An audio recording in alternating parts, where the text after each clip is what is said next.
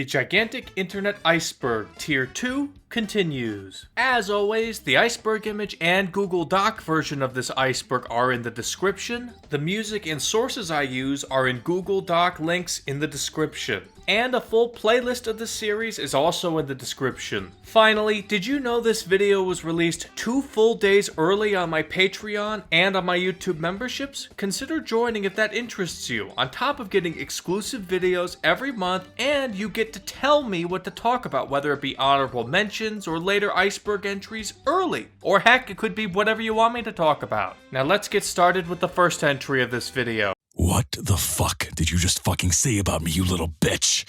I'll have you know, I graduated top of my class in the Navy SEALs, and I've been involved in numerous secret raids in Al-Qaeda, and I have over 300 confirmed kills! Hey guys, did you know that in terms of male human and female Pokemon breeding, Vaporeon is the most compatible Pokemon for humans? Copypastas are one of those classic facets of internet culture that is still around to this day, and now I don't want to get bogged down into history, as it would make me talk about who invented copy and paste on computers or chain letters, but let's fast forward. The term copypasta seemed to pop up on Usenet groups, as does a lot of ancient trends, honestly. And it also became widespread on 4chan by 2006, and it was most definitely a major part of early 4chan culture. The earliest documented instance I can show is this May 2006 Urban Dictionary entry on it. You can see it here. And to me, this goes to show what I said about Urban Dictionary in the last video, that it can be a decent research tool for what the internet was like during certain time periods. Anyway, to define the term, I'll just quote Wikipedia. A copypasta is a block of text copied and pasted to the internet and social media. Copypasta containing controversial ideas or lengthy rants are often posted for humorous purposes, to provoke reactions from those unaware that the posted text is an internet meme. However, I believe this definition is very incomplete. Sure, the types of copypasta that seem like long rants and trying to bait people into thinking they're real are definitely the most iconic. There were a few copypastas like the Navy SEALs copypasta that I used a clip of, and the Rick and Morty copypasta that were very well known, but are entries for later, so I'll save any talk about them for then. Those would fit into what Wikipedia said, but copypastas are more than just baiting people. One could be sexually degenerate ones, like the infamous Vaporeon one that I also used a clip of, and which also is an entry for later, or that one I started the furry entry with, and I'll play here for just a moment again. Rawr, Nuzzles. How are you? Pounces on you. You're so warm. Notices you have a bulge. Someone's happy. Nuzzles your necky wacky. Another category of ones are ones that are copypastas but actually serve a purpose. For example, the Tiananmen Square Massacre copypasta, which is an entry for later, but is used for when you're dealing with a Chinese shill online. Or one I already used was the one about the 4chan Jannies doing it for free that I used in the moderators entry, and I'll play a clip of it here again. He's a janitor on the internet, on an anime image board. He does it for free. He takes his job very seriously. He does it because it is the only amount of power and control he will ever have in his pathetic life. You use it when a Janny deletes your posts for no reason and you want to mock their pathetic existence. It's kind of like a civil disobedience type of thing. Sometimes copypastas serve the purpose of seeing who browses the same places as you. An old 4chan one used to be, I heard you like Mudkip spelled in a funny way, which is to most people would be nonsense, but would signal to others who browse 4chan that you are also from there. One you might be more familiar with is the infamous Reddit one to identify others who use Reddit, the Narwhal Bacons at Midnight, and as cringe as it was, it seems to have been used seriously for a time. Copypasta was also pretty popular around the time the rules of the internet were made, and so they're rules 22 and 23 that I'll read for you. Rule 22. Copypasta is made to ruin every last bit of originality. Rule 23. Copypasta is made to ruin every last bit of originality. You get the joke there? Anyway, do you consider spamming ASCII art to be copypasta? If you do, then there's an entry for later that I'll discuss it. As for where you can find some copypastas, Know Your Meme lets you filter between 900 plus copypastas on their site, or there is a subreddit called r/copypasta, but in my opinion, copypasta is actually a dying art. Internet memes start and die so quickly in the modern day compared to back when copypastas were at their peak. Copypastas work best when they've had a time to breathe, but these days we don't have a culture where memes stick around long enough for good ones to be made and solidify themselves, so let's just move on. My current goal is to get to 1,000 subscribers, so please make sure to subscribe if you can, and hit that bell icon to be alerted when the next video comes out, and if you like the video you can like and comment as well. And I'd also like to thank my patrons and my YouTube members. For Deepest Diver, we have CoinBoy86, thank you very, very much. For Deep Diver, we have RLinders9972, thank you very much. And for Expedition Divers, we have LucidLL1483, thank you. And for Surface Divers, we have JodiLon00, and thanks again to all my patrons and YouTube members. Now let's get back to the video. Now, funny story / confession about this upcoming entry. I somehow made the mistake of thinking Gijinka / Moe was one entry and Anthropomorphism was a separate entry in the last video, when they in fact were just one entry called Gijinka / Moe Anthropomorphism. As an otaku, just having it as Gijinka / Moe was enough for me to know what it was referring to, so my knowledge on the topic made me miss the forest for the trees, which is kind of funny to me. Or maybe I was just tired and missed it. Anyway, I basically made up an Anthropomorphism entry for the last video. But hey, I had enough to talk about, so it worked. Let's get into the real intended entry, shall we? Windows Millennium Edition was bad. It would freeze, it would constantly crash, and sometimes it wouldn't even shut down properly. They started commenting things like, "It's kinda cute how useless it is." And on the other side of the coin, "I can't keep up with this unless it becomes a Moe character or something." This is Windows ME, Mita.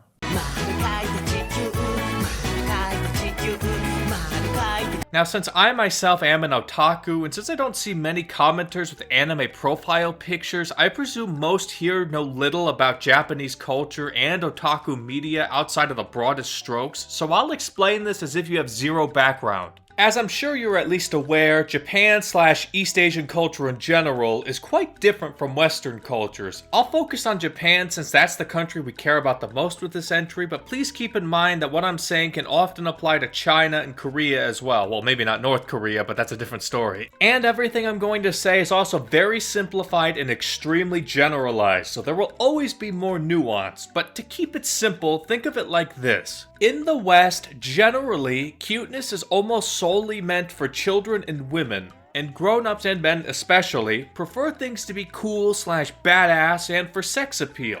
Cuteness is rarely integrated into sexiness. Back in the day, you'd probably be called gay if you were a man who liked cute things. Because of this, in the West, it's pretty much only media involving animals that is viewed as cute, and it's so pervasive in our childhood media, hence my argument why we have so many damn furries in the West compared to Japan. Now, in Japan, cuteness is valued by both sexes and of all ages. Cuteness is also integrated into sexiness. Of course, men do like cool / badass things there, and everything I'm saying is a generalization, but this should help explain where I'm going with this. You see, since cuteness isn't isolated to just animals in Japan, Japanese media often depicts people as cute. While it's more often to show girls / women as being cute, it is still plenty common to show boys / men as cute too. Practically 90% of anime / manga depicts cute girls. Slice of life anime, which often just depicts cute girls doing cute things, is a staple genre of anime / manga and is mostly watched by men, not women. VTubing as a hobby is practically nothing but that, as long as you stick to Japanese ones or just Hololive. I've even talked about how Japan's stock images are all cutesy like this and mostly depicting people. See that stock images entries for a refresher. Now, having explained all of this, hopefully you can understand that the Japanese love cute people and especially cute girls. The concept of this kind of cuteness in Japanese is called moe. Not Moe like the character in The Simpsons, but moe. Therefore, Moe Anthropomorphism is making a non-human thing into a cute anime girl or boy, but mostly girls. Gijinka is just the Japanese term for anthropomorphism, and since they love this as much as they do, instead of anthropomorphizing animals like the West loves to do, they primarily like to turn whatever they are anthropomorphizing into cute girls and boys. Well, there are exceptions, of course, like this character from Madoka Magica and the characters from the Polar Bear Cafe, but most of the time, time, if they wanted to pick animal features into a character, they make them look like this. They will be cute girls with cat ears and a tail, but are otherwise human looking. This is called kimono mimi. Just as a quick side note, a pretty infamous case of this was this, where a penguin girl, who was basically just an anime girl that you can see with an outfit that made her look like a penguin and a tail, had an actual penguin in a zoo fall in love with her in Japan, but that's an entry for later. Now to get back on topic, the Japanese have a penchant for depicting anything and everything as an anime girl. The first clip I showed was one of the many OS tons, OS meaning operating system, ton being an honorific. Look man, I can't explain every bit of Japanese culture here for you. To keep it simple, if you see a character name end with chan, you know that it's meant for cute characters, and tan makes it even cuter. But please keep in mind, this is a super duper generalization, but I gotta keep it quick. And these moe anthropomorphized characters often end with chan or tan as an honorific because of this. Anyway, the Japanese took operating systems and turned them into cute anime girls, and this does actually get some official support by Windows, and is still around to this day. These were especially popular in Japanese internet forums like 2chan. Now, the second clip I used was an example for boys, as it was Hetalia, which is an anime that has moe anthropomorphized countries, so America, Canada, Japan, Italy, Germany, etc., got shown as a single character in a cute way. This show was popular enough to be popular with women, even in the West, and is one of the bigger old fan bases back in the day, and some of you might be familiar with it. Now, this moe anthropomorphism is really everywhere in Japan, practically everywhere you can think of. KFC has one, for example, and if you remember the webcomics entry, I recommended one called Habanero-chan, which is an moe anthro pepper. Want to sell air conditioners? Represent the air conditioner as an anime girl.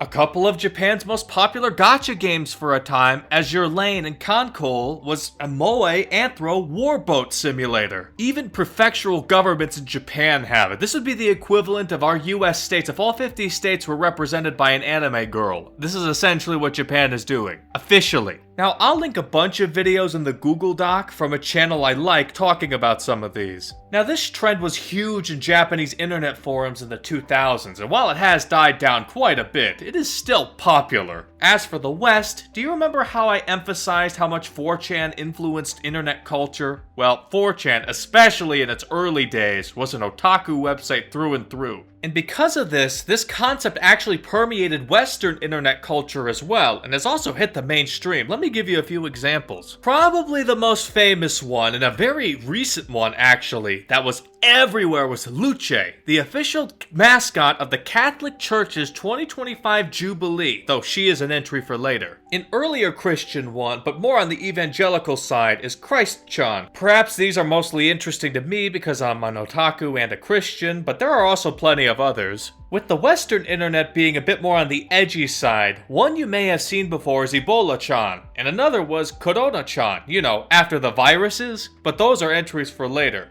As for ones that are not entries for later, how about the Tide Pod-chan, or the Clorox-chan? Hopefully you can see how widespread moe anthropomorphism is, on the internet and outside. Now I could talk about this entry all day, but I do need to move on, so let's go to the next one. Let's go home! Maybe there's an exit this way. Huh? Oh, must have made a wrong turn. Huh?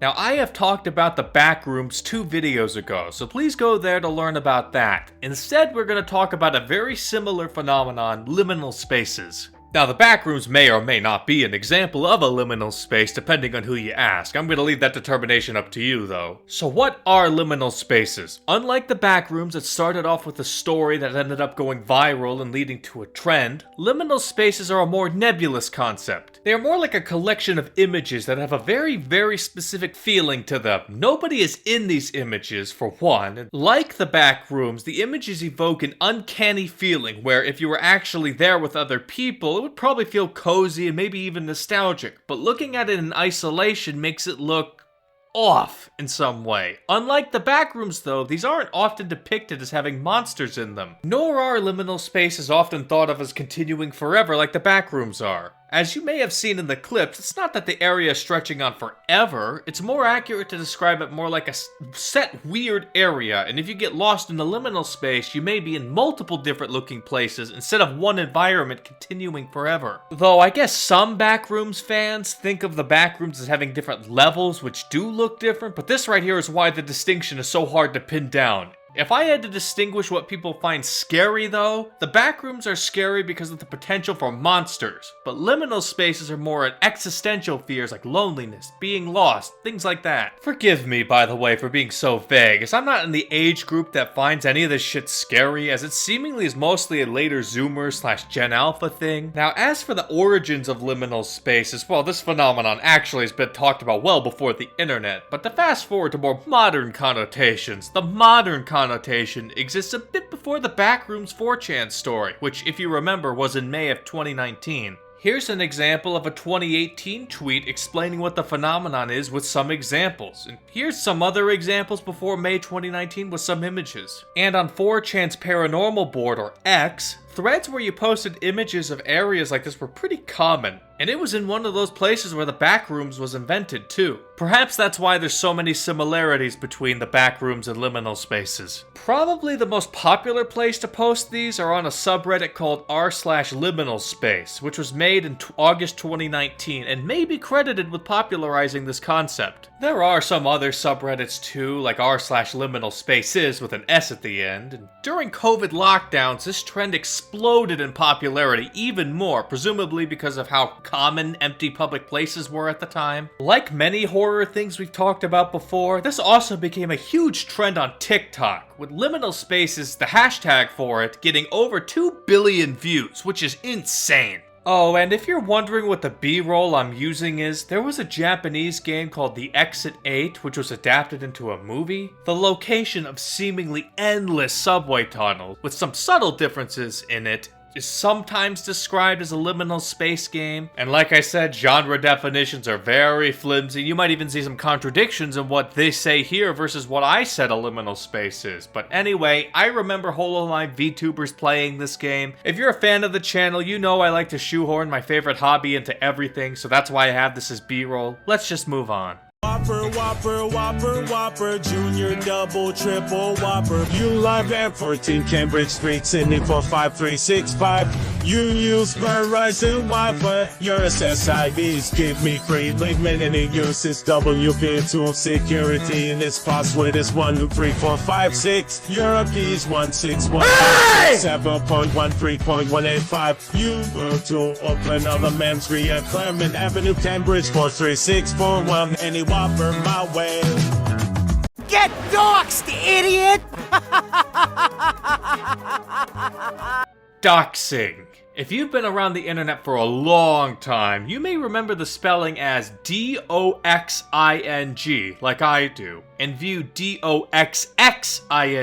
as the normie spelling. But alas, doxing with 2 X's seems to be the norm these days. At least the term dox is only 1 X still, generally, although that's not always the case. So what is a dox and what is doxing? First and foremost, it's an internet slang term if you remember the internet slang entry, but this one is actually pretty well known for most people, I'd say. A dox is a post containing the personal information of someone without said person's consent. It could be as simple as an IP address or even just a photo of your face, or detailed as one as I showed at the beginning clip with an address, name, and other things like that. That's what a dox is. Doxing is the act of gathering and posting a dox. On the internet, there's an expectation of some kinds of privacy, though the levels of which are dependent on where you are. In the West, people will usually post photos and videos in public places with random-ass people's faces included in them, but in East Asia, they usually censor the faces for privacy's sake. Not to mention, in the West, people seem to be a lot more open about giving their names and images of themselves these days compared to the East. This wasn't always the case, though, as the West used to be just as private about things back in the day like this, but alas.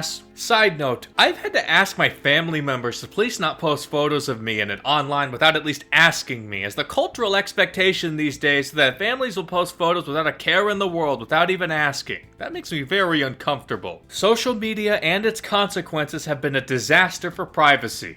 Anyway, while one could argue that such things fall into doxing, this isn't typically what people mean. They typically mean that some bad actor wants to post a dox of a public figure for clout, or a doxer wants to blackmail someone or else they'll post a dox, or if someone is butthurt enough in an online game, they'll search for your username online and check if you were stupid enough to use it for everything and find and post your identity because they were salty that you beat them. Pro tip, never use the same username for things. I sure as shit don't call myself Deep Dive Otaku on anything not associated with this channel. Also, don't use the same password for everything, as getting into someone's accounts this way can lead into doxing or threats of it. There are also tons of cases of websites getting hacked and the logins of people, the customers typically, being on deep web lists that are sold to bidders. When those lists get leaked to the public, such as the Ashley Madison one, that is a form of doxing, though I feel no sympathy for cheaters getting caught, but it is an example of doxing on a mass scale. But outside of cases like that, the threat of a dox can be used to shame someone for actions that said person doesn't like. And heck, the culture war has stoked this up even more. If someone is on the opposite side of the culture war as you need to be careful because there's a high possibility that they want to dox you if they get the chance. Another way it is commonly used is for online vigilantism, such as doxing someone who got into a drama, or perhaps someone you think did a crime. Well, the latter might not sound so bad, right? Doxing a criminal, but never forget that false IDs can happen, like when Keemstar said this random RuneScape streamer was a child molester, when that was actually someone different. As you can probably tell, I'm not a fan of doxing, but there is something I need to make clear here. If you yourself posted these things online and someone finds them and then posts them, sure, it's not good form for them to do, and they should be ashamed for doing it, but what the fuck else were you expecting? The reason we lock our doors or have self-defense weapons / training is because those who do bad things will do them regardless of the law and will only get punished after they do whatever bad thing it is. So to minimize any potential threat to yourself, you try to protect your house and self, even if the only person in the wrong here is the person trying to harm you. In the online world of doxing, don't go in expecting people to play nice and respect your boundaries, even if they 100% should and they are 100% in the wrong for doxing. Heck, if you post it publicly, depending on the country, it might not even be illegal for them to repost it at all, so there may be even less deterrence for these degenerates. Anyway, there is a term called operational security, shortened to OPSEC, online, which is an online slang that are the measures that you yourself take to ensure your privacy. If you yourself revealed information on one account that could lead to you getting doxed, that's bad OPSEC. You want an infamous case of bad OPSEC, just look at Ross Ulbricht. Yeah, that's how he got caught, actually. But even if you're not an international drug kingpin, good OPSEC can save you from really bad things. Would it be better if people didn't act like assholes online and post said information about you? Absolutely, and shame on them for doing it. But if you put this information out publicly, these people don't care if it should or shouldn't be spread online. If you post it, they will use it against you. You need to be careful and do your best to not give them ammo if you value your privacy. Now, there are two other tidbits I wanted to touch on. Number one, kids are at a huge risk of getting doxed, and their whole family getting doxed for that matter. Since parents these days just give them unlimited access to the internet and barely ever monitor them, the risk of a kid unknowingly giving info to some pervert is extremely high. Parents really need to take better care of monitoring their children so they don't get into situations where they can be doxed or even worse, groomed. The second thing I wanted to note is that a common way to socially engineer someone to give up their own dox is to pretend to be their friend online, usually on Discord these days. People will become an open book to somebody who's nice to them online. Now, catfishing was talked about in an earlier video, but pretending to be a romantic interest isn't the only way to do this. Unless you know someone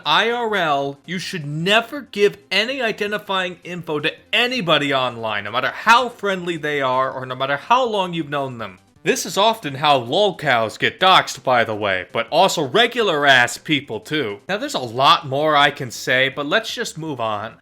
Hey guys, it's the Aaron Swan 669 back again with another video. This time, I'm doing the Tide Pod Challenge. Just kidding, I'm not a fucking retard. Hi, we're here with the Tide Pod Challenge, and we're here to show you that these are not for eating, they're for cleaning your laundry. Do not put these in your mouth. I repeat, do not put these in your mouth.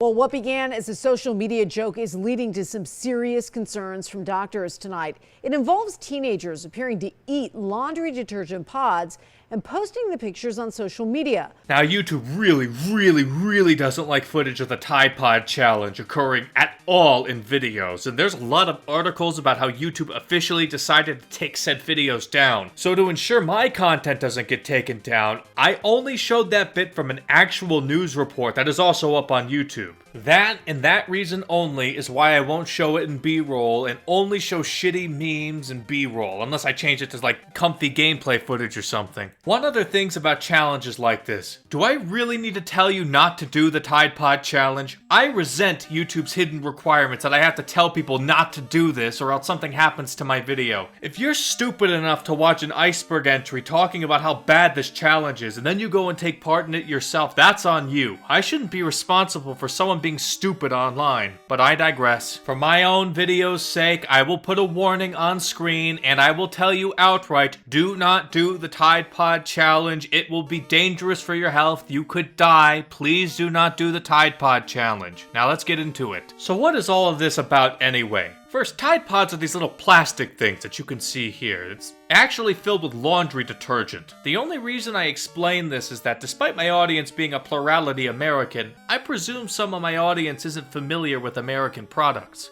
Though Tide Pods do exist in other markets, but under different names. For example, in Poland, they are Vizer Pods, and considering Poland is a top 3 country in my demographics, there you go. Now these things look colorful, right? Honestly, they kind of look like candy, and I could see a really old person or some kind of kid confusing them for that. And sadly, some people mistakenly eat these, and there are thousands of cases of this well before the Tide Pod Challenge. These things are really dangerous to eat. It's like drinking laundry detergent, which is a very bad idea. And it became something people talked about before the Tide Pod Challenge ever existed, like this Onion article in 2015. And yes, I know The Onion is a joke media website that's an entry for later, but the fact that they were talking about it is what's important. Or there was this video by Dropout, or this post on r/intrusive thoughts. And in late 2017, momentum around this idea spread online, and by 2018, the Tide Pod Challenge became officially named. Now, what is the Tide Pod Challenge? The Tide Pod Challenge is eating one of the Tide Pods and recording it.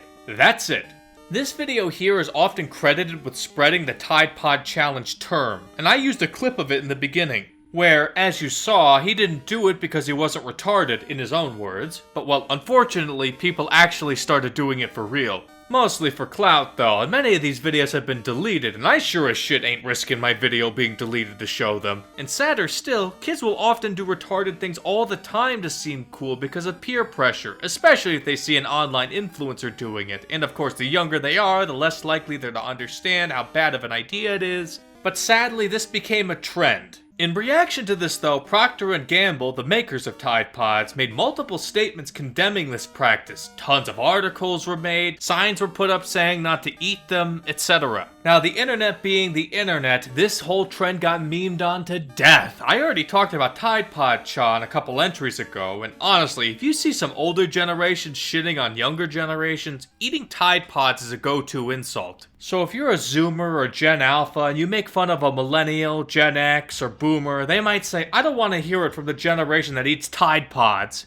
Oh, and some restaurants got in on the meme and made their food decorated like Tide Pods, and you can see here, there's even some whiskey tablets shaped like Tide Pods. Alright, that should be enough about this, let's move on. Note, major spoiler warnings for the next entry, Doki Doki Literature Club. I will be talking about it as if you've already read it, or at the very least are okay with not having any surprises, since it's not possible to discuss this without spoiling it in its entirety. And please keep in mind that your enjoyment of this upcoming topic is almost exclusively done if you go in without spoilers. On screen is the timestamp you could skip to if you don't want to be spoiled, so there's your warning. Oh, and I have a lot to say about this entry, so it's gonna be longer than the normal around 5 minutes or so. But this is the only entry in this video that's gonna be really long, so let's get into it now. After all, I'm not even talking to that person anymore, am I? That you in the game. Whatever you want to call him, well, that's Manly. I'm talking to you, Manly. Or, do you actually go by Manly Badass Hero or something? Oh no! A little bit of Monica in my life, a little bit of Monica by my side. Sadly, I cannot play any actual music from Doki Doki Literature Club as I'll get copyright claimed, but I can play at least 5 seconds without any issue, so just imagine I'm playing this song for the rest of the entry.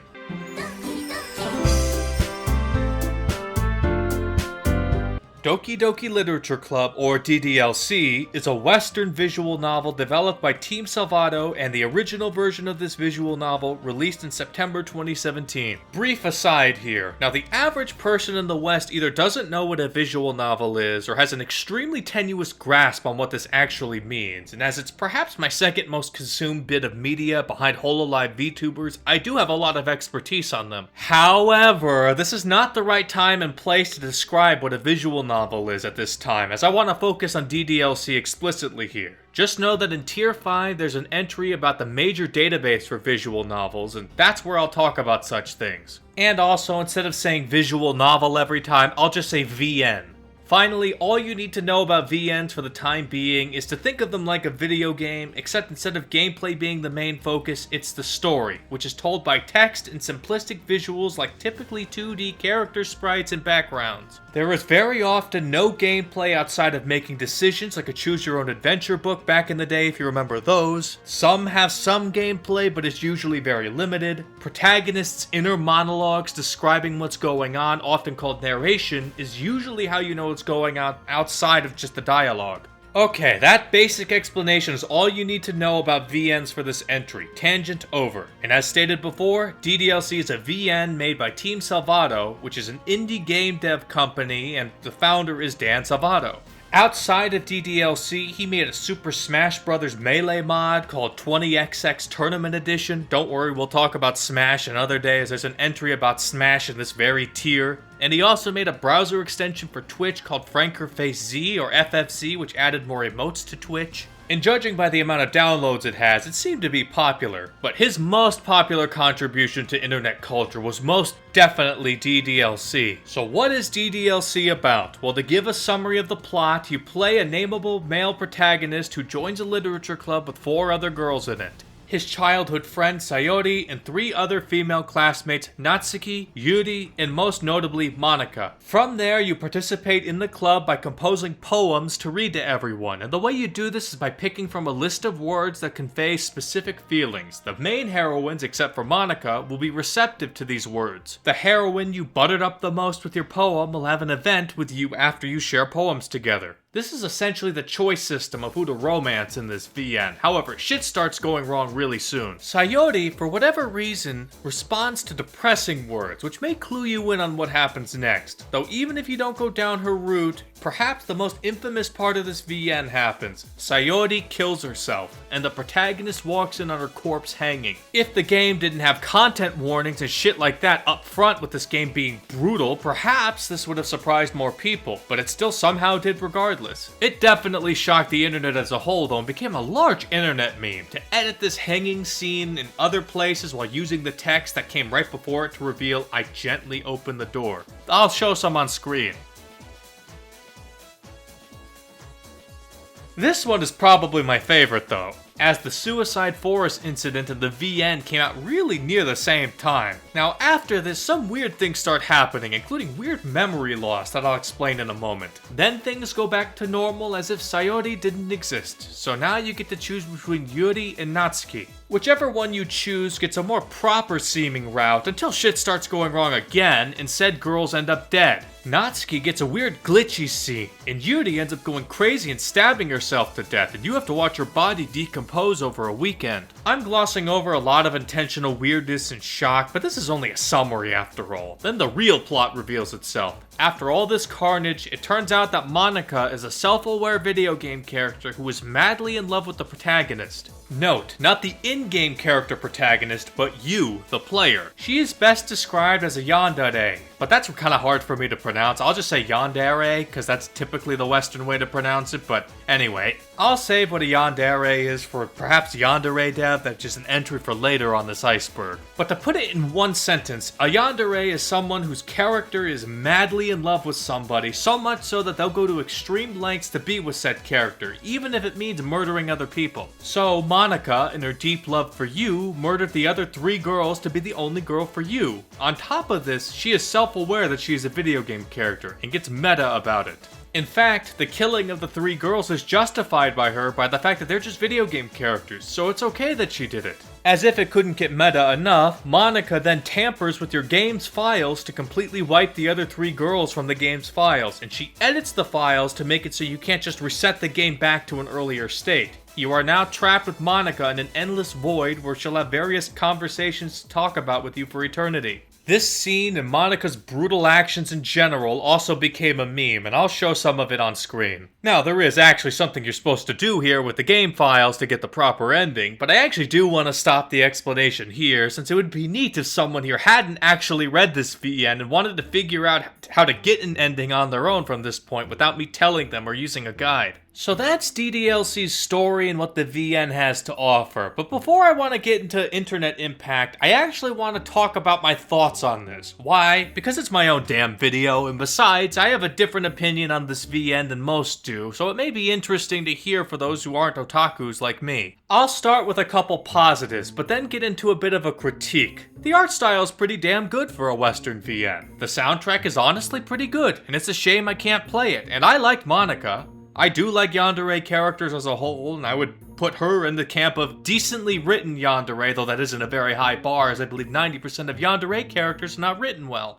Anyway, those are the things I liked about DDLC, but I have 2 main critiques of it, but one of them has to do with the general critique I have of Western VNs in general, which I'll save for another time, but I'll say this at least. Western VNs as a whole are usually awful and infested with constant meta-narratives, constant fourth wall breaking, constant mocking/satirizing VNs instead of actually making a fucking serious story. They're often just, whoa, heckin' wacky parodies of weird Japanese stuff, am I right, guys? And they're often plagued with ugly art and bad music. Luckily, those final parts about the art and music aren't an issue here, but the rest of it is something DDLC falls into in spades. This VN does not buck those trends. There's a reason why the only other Western VN you've probably heard of is Katawa Shoujo, which takes itself completely seriously and is practically a regular-ass VN that is just made in the West, on top of good art and music. It's such a rarity that this is the reason Katawa Shoujo is known in VN spaces. The Western VN space is just that bad. But let's not get off into a major tangent here, and Katawa Shoujo is an entry for later anyway. And don't get me wrong, you're free to like Western VNs, you're free to like all the tropes that they have, you're free to love all of that stuff. I just don't, and so I just wanted to talk about that. Now, I said there were 2 critiques I had for this VN, and I already explained one of them, so what's the other? Okay, so buckle up. This one is actually quite something. You know how Monica is a yandere who's not only aware of the protagonist, but you, the player, kills other girls to get you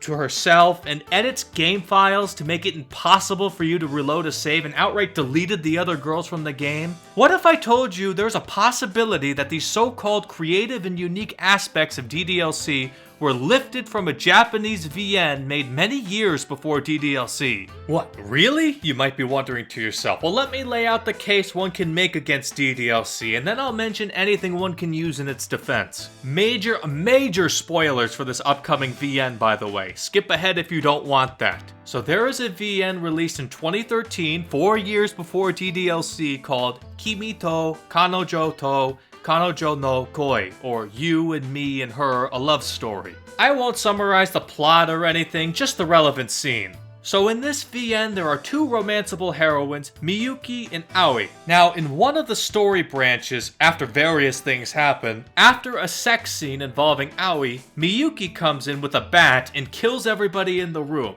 Then has a meta conversation with the protagonist and tells him she doesn't love him but you behind the screen, as in you yourself, and then fucks with your files so you can't go back and make another choice.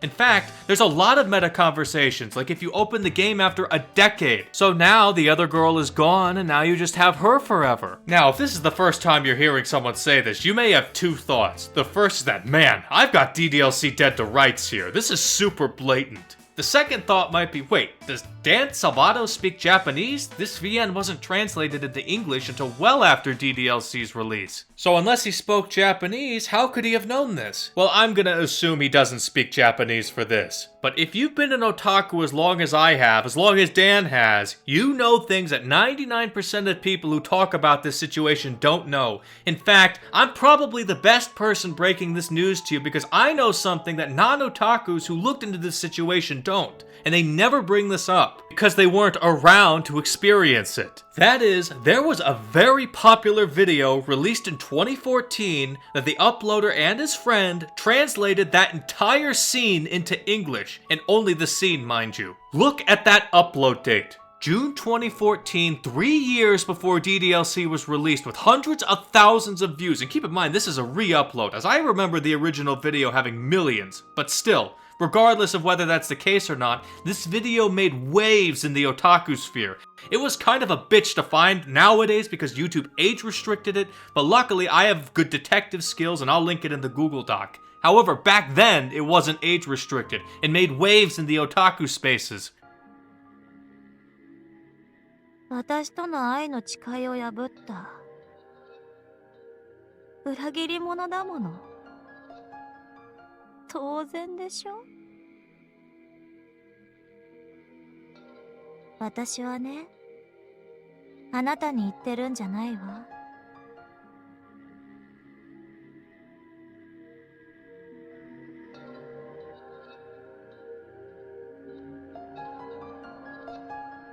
君に言ってるんだよ。最初のルートで私に永遠の愛を誓った君に。新一じゃ絶対に選べなかった選択肢を選んだ君に。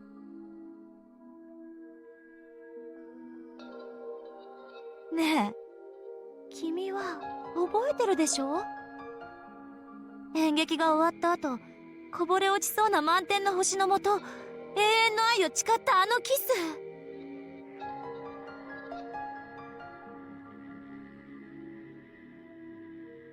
君はね、ずっとずっと永遠に私のルートに入る選択肢だけを選んでいればよかったの。それが永遠の愛を誓った君の務めでしょ？私がどれだけ青いルートを阻止しようとしたか、君ならわかるわよね。なのにどうして私の気持ちに応えてくれないの？ But this isn't the only place either, as I can find Reddit posts, and the main place you talk about VNs on Reddit r/visual novels discussing this scene in 2015, and I can find a review talking about the meta bits from 2013 in English. All of this is just to support my argument that otakus knew about this scene years before DDLC and before the VN was translated. And nobody brings it up because nobody who covers this is an otaku, or at least wasn't at the time that this happened. My critique of DDLC is that the most notable aspect of it is possibly directly stolen from a Japanese VN, or heavily inspired by it, or perhaps one of the biggest coincidences ever. It's gotta be one of those three. Now, some of you who don't know this case will cite that Dan actually was asked about this and said that he did not take inspiration from this. And there are people who go to bat over this, like this post here. But I find that most arguments saying that it didn't get taken from a Japanese VN is that the themes and story are different, and that's true. This is actually a serious Japanese VN and not a jokey Western one. But like, nobody is claiming that the story is lifted. The claim is that the meta aspects are, nothing else. But to any lawyer watching this and who wants to sue me for defamation, my stance is and will always be that I have no idea what happened. I have seen people make claims that it was stolen. I have seen other claims that it was inspired. And I have seen claims that it was a coincidence. I am in no way, shape, or form accusing Dan Salvato or his company of any legal wrongdoings, nor do I want to damage their reputation. DDLC is a fun experience for what it is, and I am happy it exists. I am fully willing to acknowledge, officially, that any potential similarities between DDLC and Totono are coincidental. Please don't sue me. Alright, now that that's over with, I want to reiterate that I have mixed opinions on this VN, but the critical stuff just took longer for me to say, so don't think I hate it or anything. That OST is a straight up bop and I think it looks nice. Plus, despite any similarities, I do like Monica. So now let's get into the impact it had on the internet. So after being released, it exploded in popularity from the likes of Let's Players like Markiplier, and this popularity spawned a lot of memes, other than just the two I mentioned before. As another popular one, for example, is Natsuki being buff. Now on 4chan, this VN was popular enough to get a dedicated, persistent thread called a general on the board Video Game Generals, or VG. Just to put this into perspective, this single VN was popular enough to take up valuable board space on a top 3 most popular 4chan board for 9 fucking years. The only other VN to do this was Katawa Shoujo. Everything else has to stick to a single general called VN, which is all about English translated Japanese VNs. So this single VN is as popular on 4chan to compete with the entirety of all Japanese VNs, which is nuts. If you're perhaps wondering what they have to talk about in their 1,735th thread on DDLC over 9 years, perhaps that's a conversation for another time, but one contributing factor are fan mods. This website here, dokimods.me, archives 324 unique mods for the single VN, which usually add more story and stuff like that, kinda like what if stories. If that doesn't show how popular this thing was, there was a fucking Nendoroid officially made and released through Good Smile, which is an insane thing for a Western VN to get, by the way. Okay, this entry has gone on for an absurd amount of time, but I do need to mention just 3 other things. Number 1. In the UK, a 15-year-old committed suicide. The media blamed the game, despite getting basic facts about it wrong. Others cite the mental health issues that the teen had prior to it. Regardless, DDLC led to discussions about age ratings in the UK, as it had a 13+ rating at the time.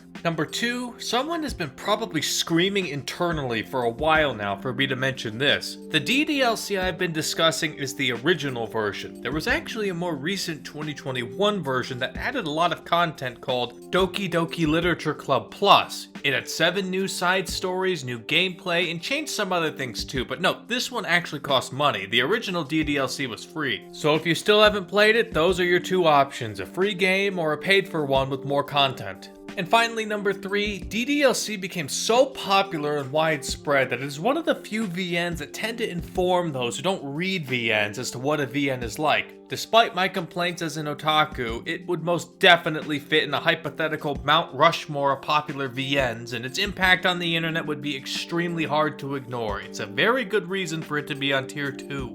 Alright, that should be enough about DDLC. I'll talk more about VNs another time, and I'll probably be talking more about DDLC on Patreon/YouTube membership videos, so consider joining if you want to hear more about this VN. Let's move on though.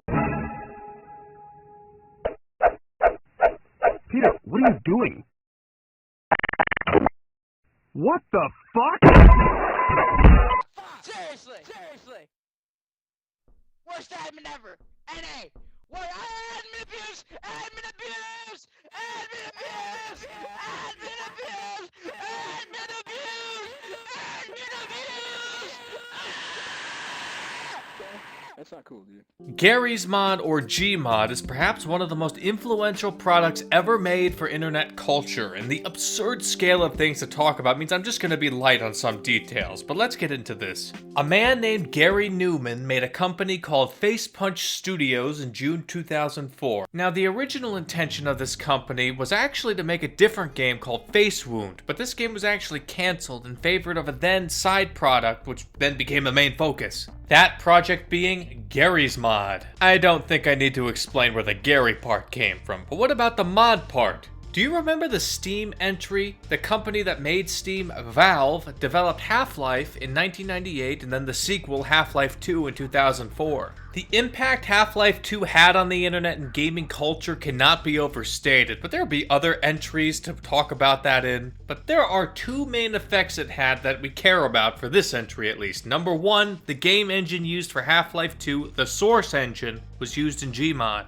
I'll talk about the Source engine a bit more in a later entry called Source Filmmaker, but that's an entry for later. Just know that this engine, popularized by Half-Life 2 among other games, was used in Gmod. The second important part about Half-Life 2 is that this was the game Gmod was being made for. This is where the mod part of the name comes from. In the early days in 2004 and 2005, it was just a straight up mod, but After it got popular enough, Garry decided to make it a standalone game, though he didn't do this alone as the community helped him. And then it was eventually released on Steam in November 2006. And if you're curious how they were able to do this, as Valve would have been easily able to sue the shit out of them for this, well, Valve reached out to Garry and they allowed an official release as long as Valve got a cut of the profits. Heck, it was even originally bundled with Counter-Strike Source, which is another Valve game. And it has become one of the best-selling PC games ever. Heck, the Guinness World Records in 2024 calls it the best-selling PC exclusive game ever, with over 25 million copies sold. So what the heck is Gmod about? What is so good about this mod turned standalone game? Well, it's not really a traditional game, and that's the beauty of it. Surely my B-roll has shown this enough for you, but if not, it's just a giant sandbox. With no actual objectives and no story, it's a do whatever the fuck you want kind of game, and do whatever the fuck they want people did. But before I get into that, and before someone shouts at me in the comments, Gmod was not the first of its kind, as JB Mod, another Half-Life 2 mod, was made prior to this, but that's an entry all the way in tier 15, and if you wanted me to talk about it sooner, you know what to do. You can join my Patreon or YouTube memberships and you can request that. So what kind of shenanigans can you get up to in Gmod? Well, practically anything. If you've been watching my B-roll, you can see a ton of copyrighted characters not owned by Valve, right? Well, modding in characters like Mario or Sonic is practically the norm, or at least it used to be, as only a couple years ago, Nintendo sued over this, and Gmod deleted over 20 years of in-game Nintendo assets. The other notable takedown was from the creator Skibidi Toilet, and Skibidi Toilet is an entry for later, but most companies have just turned a blind eye to this. Now, if you want to build and create things, you are using sandbox mode. However, if you're more into playing what other people make, there are some really popular server/game modes people have made for Gmod that have been pretty big. For this reason, Gmod feels more akin to Roblox than a normal game. And it's a funny coincidence both were made in 2004.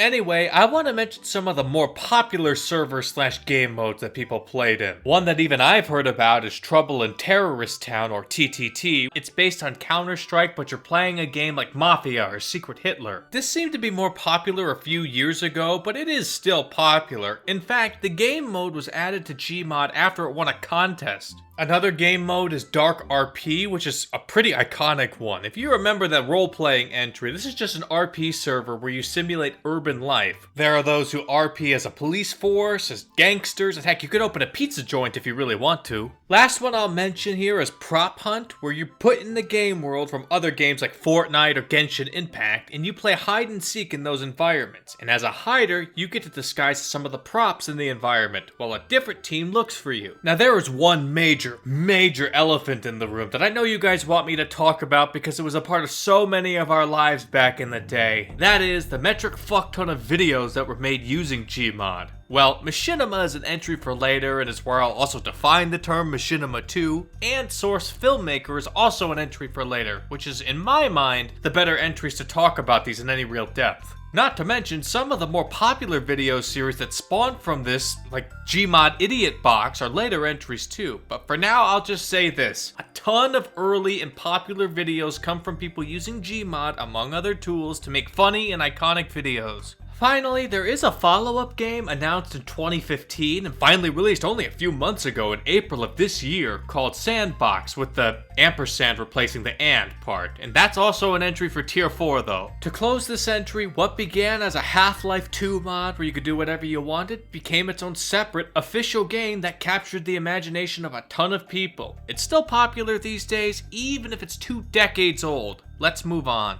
6 a.m. Sunlight alarm goes on. I'm already up, high intensity interval training on the treadmill, catching up on my podcast. 7 a.m. Shower, AeroPress, email, but not before I read my blogs and journal about creativity. 8:30, I'm out the door. Pop into Ground Central, they brew Stumptown. Order the pour over, wink at the barista. She doesn't notice. If you slow down and say that it's okay to play 1 hour video games, the guy who's right behind you, who you were gonna beat, but you slowed down to play 1 hour video games, crosses, and then he takes your future wife and impregnates her.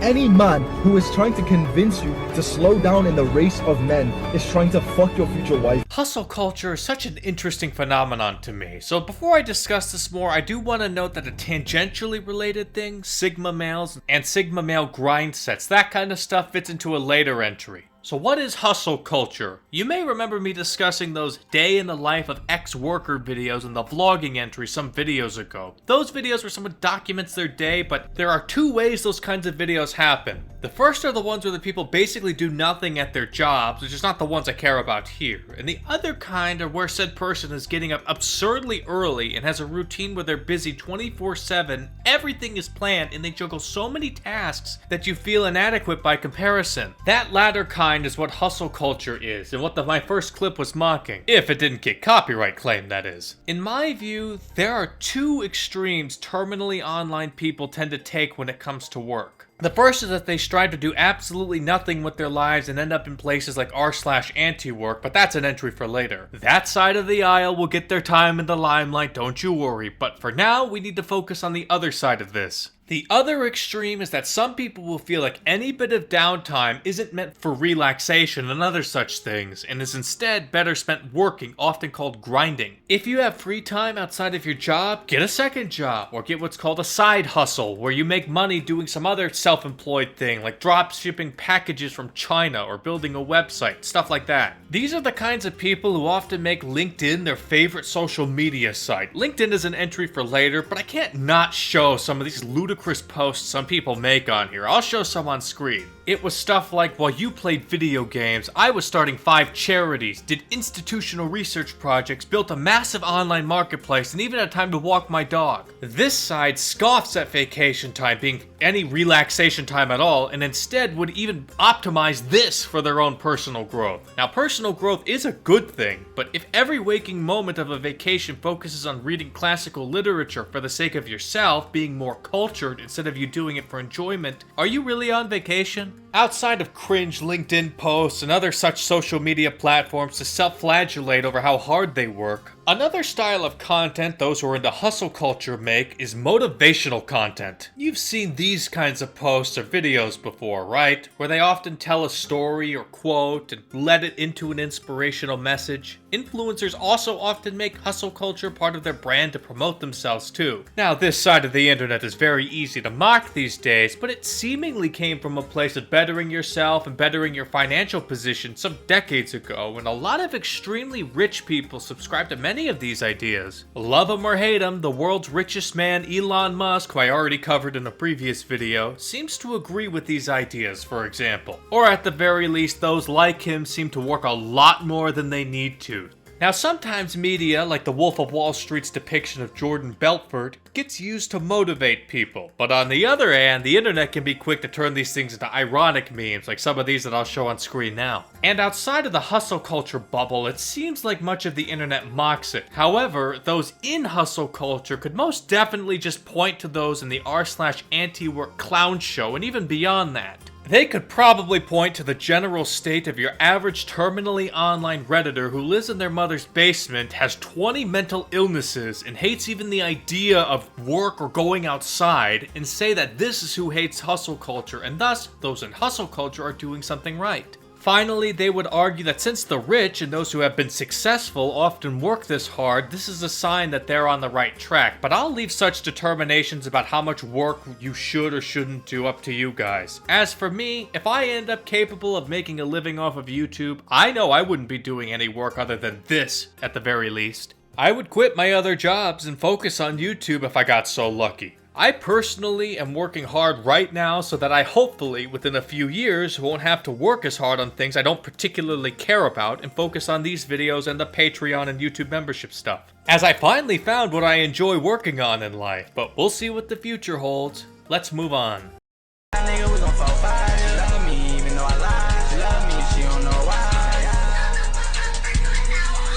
the fuck? What the fuck is he talking about? What the fuck? Alright, bro. I hung up on this show. She weird as hell, bro. Big baller, feel like mine. He got shot up, no surprise. SoundCloud is a website founded in Sweden in 2007 by Alexander and Eric, whose last names are both too difficult for me to pronounce, and the company is headquartered in Germany. If you remember from a prior video, there was a Spotify entry in which I talked about how music streaming is handled in the modern internet age. I won't repeat myself for that stuff, but just remember that I mentioned that outside of Spotify, there are competitors like Apple Music, which is an entry for later, YouTube Music, Amazon Music, Tidal, and Deezer. These platforms occupy most people's casual use of music. If you consume music in other places outside of physical media, you probably just use plain YouTube or the entry we're discussing now, SoundCloud. While all of these work for mainstream music, SoundCloud is a very different kind of user base. If I had to describe SoundCloud in a way that doesn't just regurgitate what other people say, from what I see in my own experiences, I would describe SoundCloud as if YouTube focused on audio-only uploads and it was back before Viacom sued them. As in, copyright enforcement is much laxer, though this has seemingly changed in the last few years, but SoundCloud is importantly still much less stringent than modern YouTube. Re-uploaded mainstream music is still common to this day, though often it is remixed in some way to get past the basic copyright checks. Other than that stuff, the main draw of SoundCloud is that it's a great place to find indie artists or different mixes of works that aren't often found on a place like Spotify. But why is this? Well, one thing you should know about SoundCloud is that music is not monetized by default. I'll link an article about how to get monetized on SoundCloud in the Google Doc, but other than owning the rights of your music, you need to sign up for one of their paid subscription plans, Artist or Artist Pro.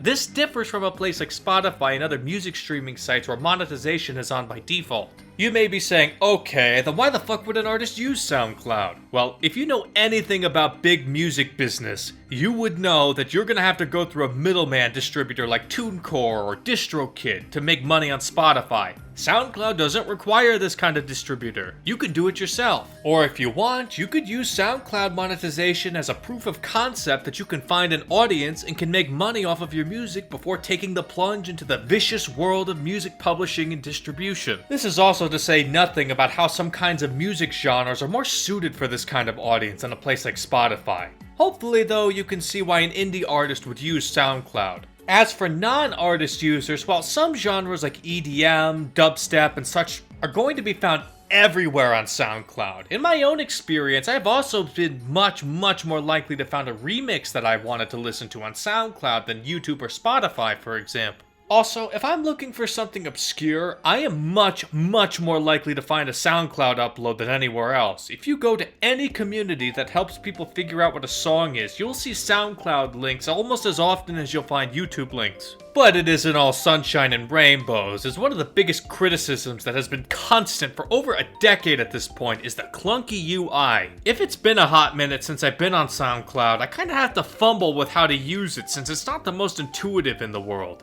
Further, the sound quality on this site that's supposed to be a music-focused website is considerably worse than what you'd expect. And on top of all of this, I did compare it to YouTube as opposed to Spotify, right? Well, this type of lax quality control brings in plenty of pretty garbage music, like the thing I showed as an opening clip. But on the flip side, sometimes you find something super cool that you would never find on any other music platform. Back before we had sites like Catbox to upload a random junk to, it used to be quite common to upload a random audio track to SoundCloud since it was easy to link and share. Since it's technically possible to upload audio tracks that aren't music, you get some fascinatingly viral uploads, like this one here. This upload has over 6 million views, which is called plays on SoundCloud, by the way. And what is it? It's a 10-minute snippet of a call the uploader had with Comcast and the absurd lengths the customer service representative would go to get him to not cancel his plan. If you're not American, Comcast is one of the US's biggest and easily the most infamous cable TV provider and ISP.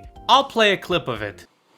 So, I mean, being that we are the number one provider of internet and TV service in the entire country, okay, why is it that you're not wanting to have the number one rated internet service, number one rated TV service available? I'm declining to state we're switching providers. Can you please go to the next question? Okay, so what is it about us towns that's making you want to change to them? I'm declining to state, can you please go to the next question so we can cancel our service? Okay, so, okay, I mean, I'm just trying to figure out here what it is about Comcast service that you're not liking, that you're not wanting to keep? I mean, why is it that you don't want to keep that service? This phone call is a really actually amazing representative example of why I don't want to stay with Comcast. So can you please cancel our service? So from okay, but I'm trying to help you. Okay, you can. The way that you can help me right now. Finding answers by doing all this. The way that you can help me is by disconnecting our service. That's how you can help me. How is that helping you though? Because that's what I want. Explain to me how that's helping. That's what I want.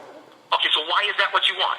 This SoundCloud upload went viral enough for Comcast to actually issue an apology, which is kind of insane. That should be enough on SoundCloud. Let's move on. By the way, if you're following along in the image version of the iceberg, the next entry is Grinder, but I talked about that in the last video, so I'll skip it. Let's go to the next one. 5th time for the Mega Mix 5. Ah, whatever! Let's just go! Fuck me! Oh. Whoa! You thought I was done with SoundCloud, huh? Well, think again. Let's get started here. So you may notice that this entry has 2 portions, and you may think, Mashups, that's pretty broad, isn't it? Well, other than it being combined with SoundClown, cluing us in on what this entry is actually about, it is colored purple, which means that it's about music. So that helps narrow down what it means by mashups. Let's start with that and then transition to SoundClown. A mashup, in its most simple form, is combining at least 2 different sources of media, like videos or even websites, but it's a very often attributed thing with music, which is what we care about here. As you hopefully saw in the clip, unless it got taken down for copyright, it seemed to combine a lot of different songs together into something new. These kind of musical mashups can really create some unique tunes. Now, this phenomenon has actually been around way before the internet, like in some TV programs and albums, and this is especially popular with DJs in a live performance. Another place you may have seen these are in certain music games like 2009's DJ Hero that had over 90 pre-made mashups, and heck, an entry we've discussed before, Fortnite, has this capability in its Fortnite Festival mode, which is a whole can of worms in and of itself. But outside of online games, how does this relate to the internet? Well, the main place mashups get made and uploaded is on the internet. Actually, the last video I made that had the entry on Death Grips, I showed a couple of mashups of the background music used in Hololive and Death Grips' songs. Heck, a trend I remember back in the day as an otaku was taking rap music like Snoop Dogg's Smoke Weed Every Day and combining it with anime music. Smoke weed every day, smoke weed every day, smoke weed I'm a gangster, but y'all knew that. Another common source for mashups is Space Jam combined with something else, which I found a 62 video playlist of these that I'll link in the Google Doc. These kinds of diametrically opposed styles or genres combined together can really create some memorable and catchy music. If you want one related to an earlier entry, how about this one that combines Stevie Wonder's Isn't She Lovely with the amazing Digital Circus? Isn't she lovely? I'll link all of these that I've mentioned in the Google Doc. And these don't just sound good, they could even be used to say something new about the mashed up songs without even inserting something new. To me, it's a very fascinating art form. The mashup was a bit more popular a decade or 2 ago, especially when the internet wasn't so sensitive about copyright law, but it seems like this trend will last as long as music is popular, which is most definitely going to continue for all of human history. So that's mashups in general. What about SoundCloud? Despite what I'm going to be saying about an entry for later, I figure most of my audience is more online than I pretend with my explanations sometimes. You know the term YouTube poop, right? While they are an entry for later, it's a good illustrative example of what I want to say. If I assume you know what a YouTube poop is, have you ever actually thought about that name? Really, think about it for a moment. Is there anything actually inherent to the YouTube platform outside of video sharing itself that would make a YouTube poop name have to stick? Or is it a fine name because of YouTube culture and this is where 99% of YouTube poops are primarily uploaded? Probably the latter, right? If YouTube died one day and something else replaced it, I bet eventually, if that same type of edited video was made almost exclusively for that replacement to YouTube, people would call it whatever that site is, poop. That's the same case for SoundClown. Weird SoundCloud, otherwise known as SoundClown, is the mashup music scene on SoundCloud. Boy, is it hard to say both of those in a sentence. Though, if you're more familiar with this scene, you may be scoffing at this, and I would kind of agree. My comparison was perhaps not the best, as unlike YouTube Poops, where that kind of video making style is only found on YouTube pretty much, and it isn't a subset of a larger genre like SoundClown is to Mashups, SoundCloud has some distinct things to it compared to the average mashup. First and foremost, it obviously takes place on SoundCloud, primarily at least. Secondly, and the much more important aspect of this, is that while commercial mashups are very professional and the other mashups I've shown are typically just two songs that would put together actually sound somewhat like a natural song, SoundClown doesn't really sound like this.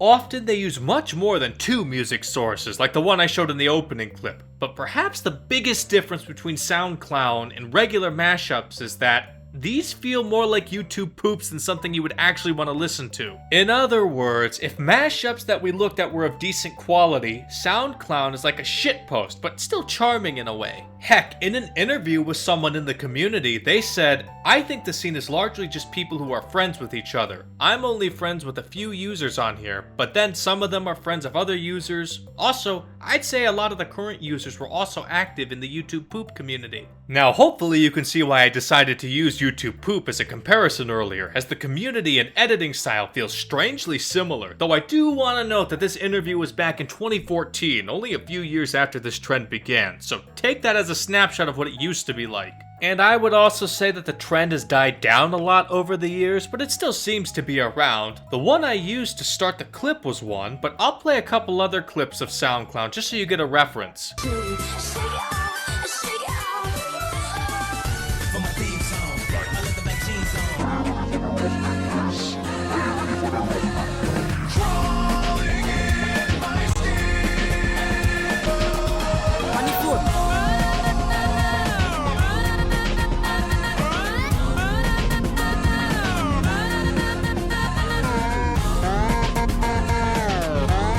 Alrighty, let's move on.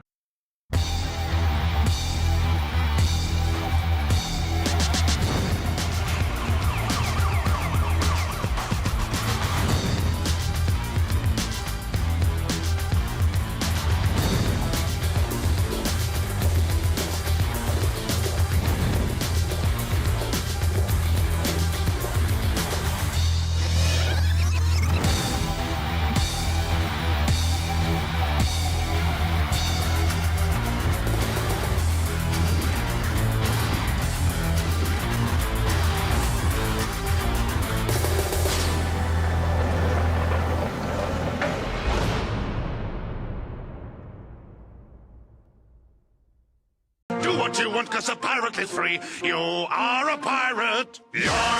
Considering the age demographics of my channel, I imagine you felt a wave of nostalgia for both of those. Again, assuming copyright shenanigans didn't happen. Anyway, online piracy is piracy online. What is piracy? You know those movies that you'd buy on the street corner, perhaps while the movie was still in theaters? You know, where the guy recorded video footage with a camera in a theater called a cam rip? That's an example of piracy. This entry is way too vast for me to go in depth on what piracy is and its history, so instead I'm gonna do a shotgun approach and talk about random disjointed topics about it that I want to try as much to fit in this arbitrary time limit I've set for myself. Quick disclaimer, because YouTube has my address since I'm able to monetize with memberships, and when I hit 1,000 subs I'll be able to monetize with ads, I had to give them my address.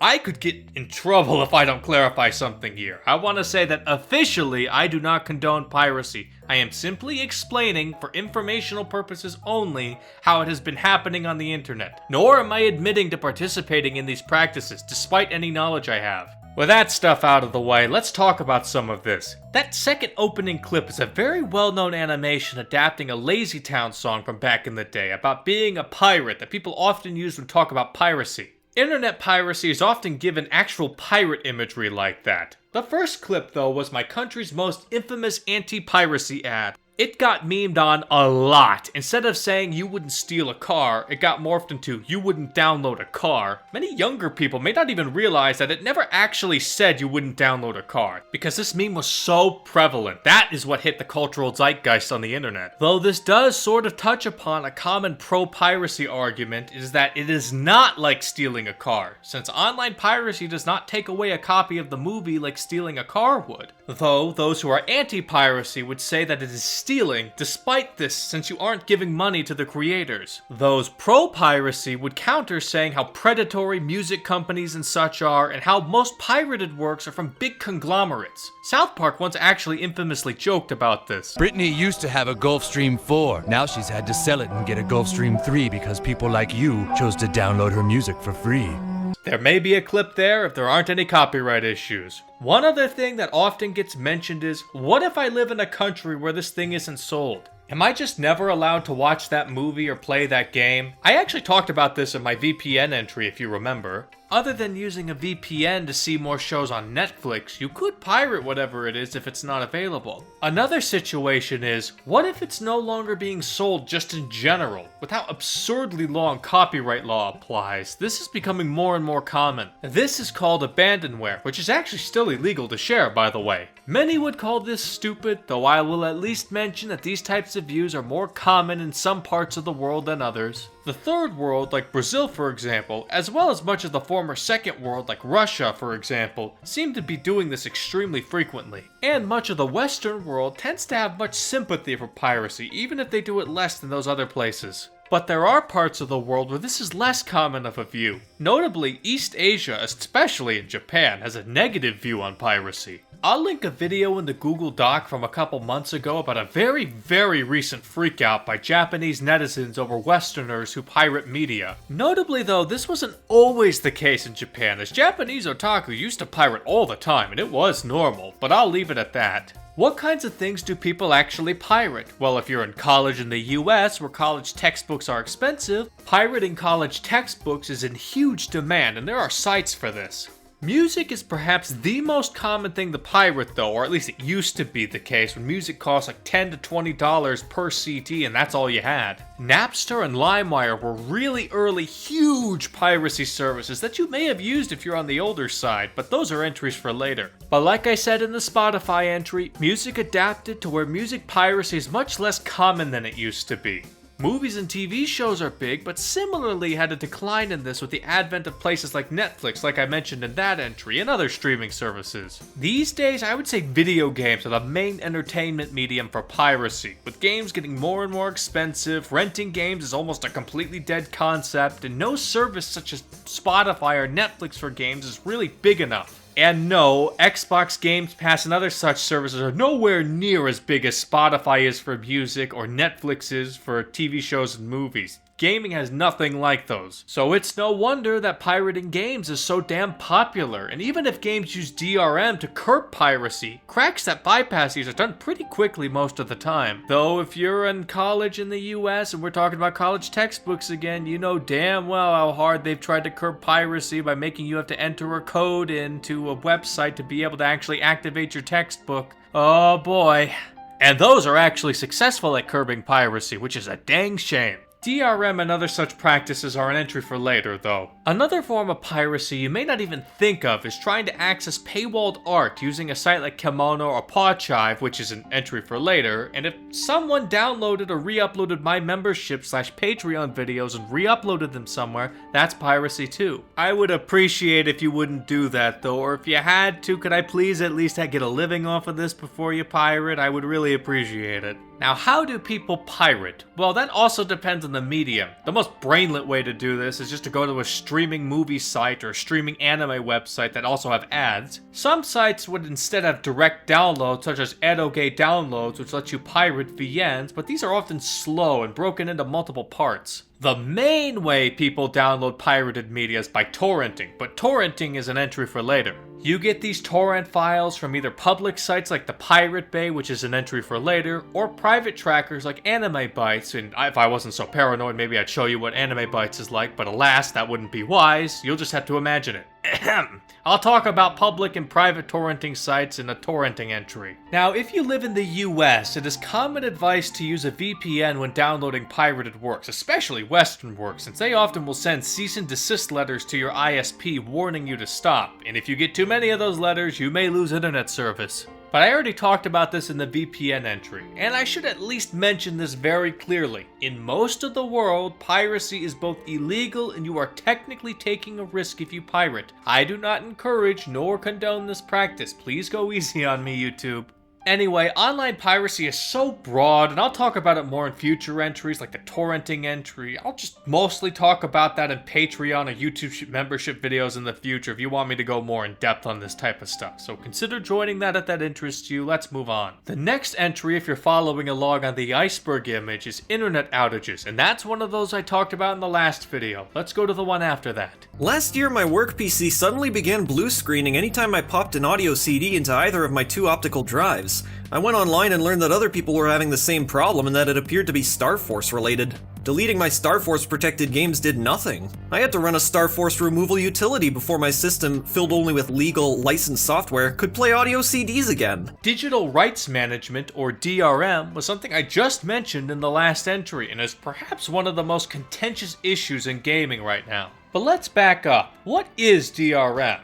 DRM is when a product utilizes something, whether it be for hardware or for copyrighted media, to restrict you from doing certain things with it. Almost everything has it these days. Coffee makers? Yep. Tractors? Yep. Even fucking light bulbs have DRM these days. Now, why do all these products use DRM? Well, if it was on a printer, for example, it's to stop you from buying printer ink from another company. If it's in the tractor, like I mentioned, it's only to let the manufacturer repair it so that they can get some money off of it. Most consumers would agree that these are solely driven by profit motives, and it's one way corporate greed infests modern-day technology. These companies, though, would argue that it's to protect the consumers from faulty third-party products or repairs.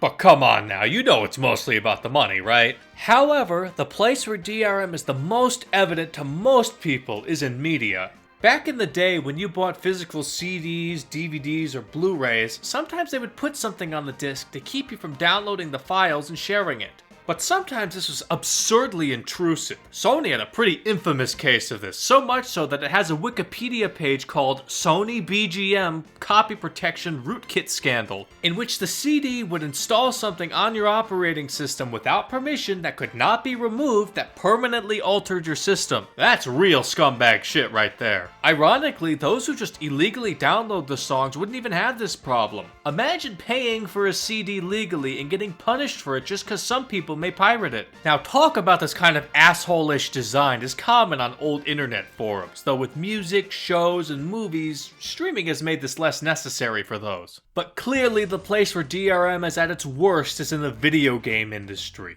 The place where DRM has been around since practically the beginning and is still in full force today. In fact, it's practically at its most prominent these days. In the early days of early PC games and consoles like the NES, the copy protection would be put in the game's manual or some other physical thing that came with the game. Perhaps the most famous case of this is in Metal Gear Solid, which put a frequency that you need to call in-game being on the jewel case's back, which was also a thing in the previous entries in the Metal Gear series, by the way. These versions of DRM were to curb piracy, but also to curb video game rentals, which is also what game companies hated, especially back then. This might not sound so bad, but re-releases of Metal Gear Solid don't always come with this code listed anywhere, so you have to Google it, for example. Later examples started to put it on the disc/cartridge itself, kinda like the Sony CD thing we just talked about, though usually a bit less intrusive. But sometimes these kinds of DRM would also break, making the game unplayable, like in the case of Starforce DRM, which is a whole opening clip talked about. Then one pretty notorious kind of DRM came about that gamers really fucking hate, is the kind of DRM that requires you to be online at all times so the game can check with the company's servers, and if you disconnect, even if it's a single player game, it'll kick you out of the game.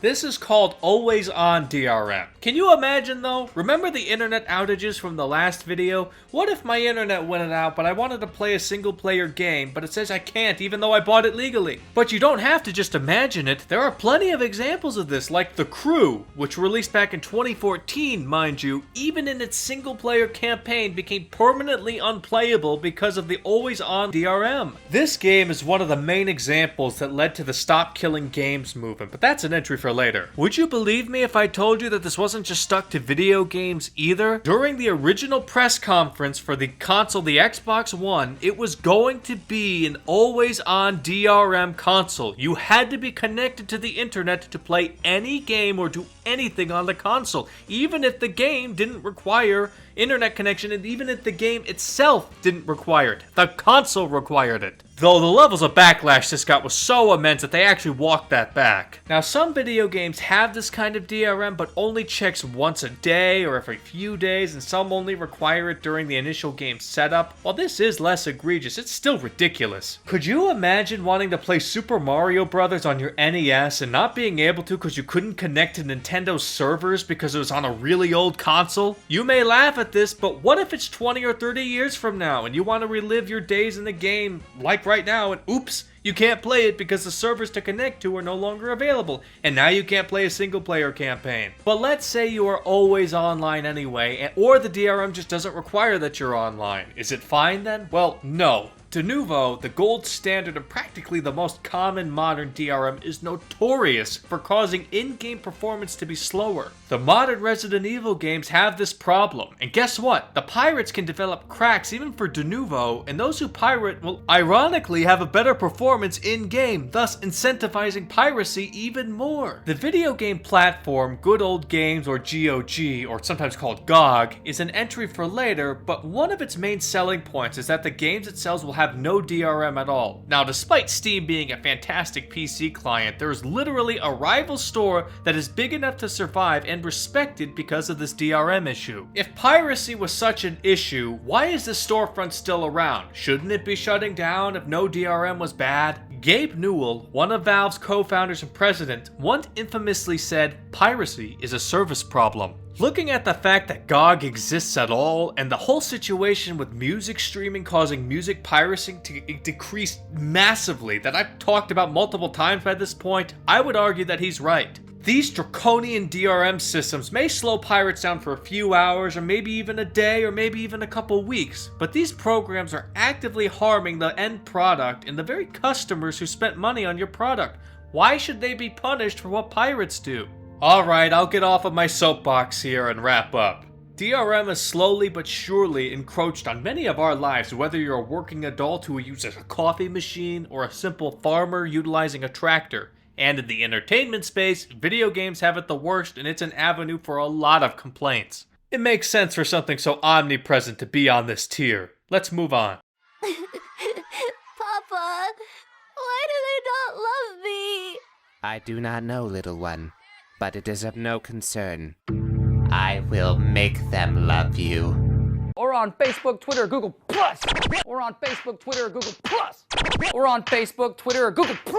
Except for maybe Viacom, Google Plus was every YouTuber's favorite punching bag for an entire era. You may notice on the iceberg entry the red D on the top right corner, and if you remember, these little modifiers usually mean something. So far, the only one we've encountered said NS, and that was for NSFW/NSFL content. But what does this D mean? Well, let's read. Deleted with little/no archival. Therefore, Google Plus is the first entry on this iceberg to have the honor of being deleted with little to no archival. It should be honored for such an occasion. As I probably mentioned earlier in this iceberg, Google has a history of killing projects, so much so that there's an iconic website called Killed by Google that catalogs these, and I'll link it in the Google Doc. And the fact that Google Plus is the first here, at least on this iceberg, should mean it's very notorious. I mean, technically one could argue that Omegle should have one, a little D on the top right as well, because that was also deleted and there's also no real archive of it, but I digress. So what was Google Plus? Well, if you're asking that, I can already tell what age group you fall into, right? Since I don't have any boomers who watch me, at least according to my analytics, I imagine you're on the younger side.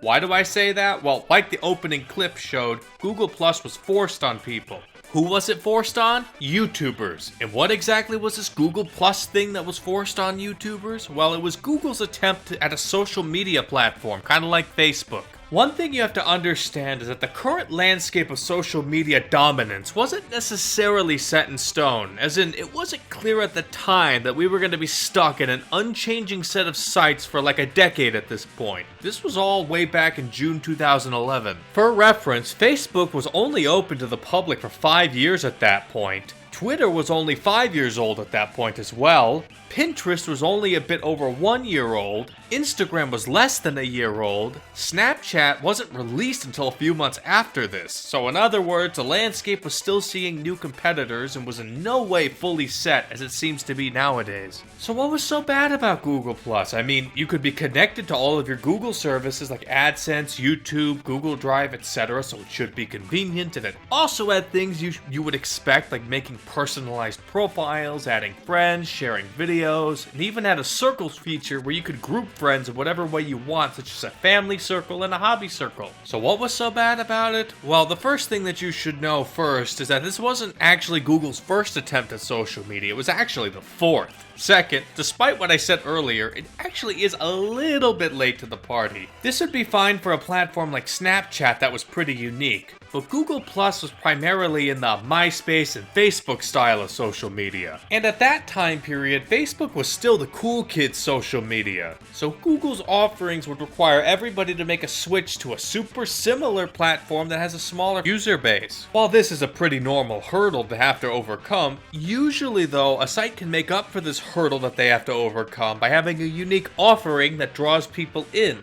Ultimately, the new features are mostly just good for people already there, not, ooh, this is a cool thing here, I should join this site and get my friends to sign up kind of deal. There's the big difference. This, among other things, led to it being very barren in terms of users. And you want to know what Google did to get people to use it? Well, you know Google's most popular and important service behind their search engine? That is YouTube, the platform you're watching this video on unless someone freebooted it on another site. Anyway, Google said, you know what? If you want to make a YouTube account, you need to have a Google Plus account. You may think, okay, that's not great, but that's not so bad, right? But that's only half of it.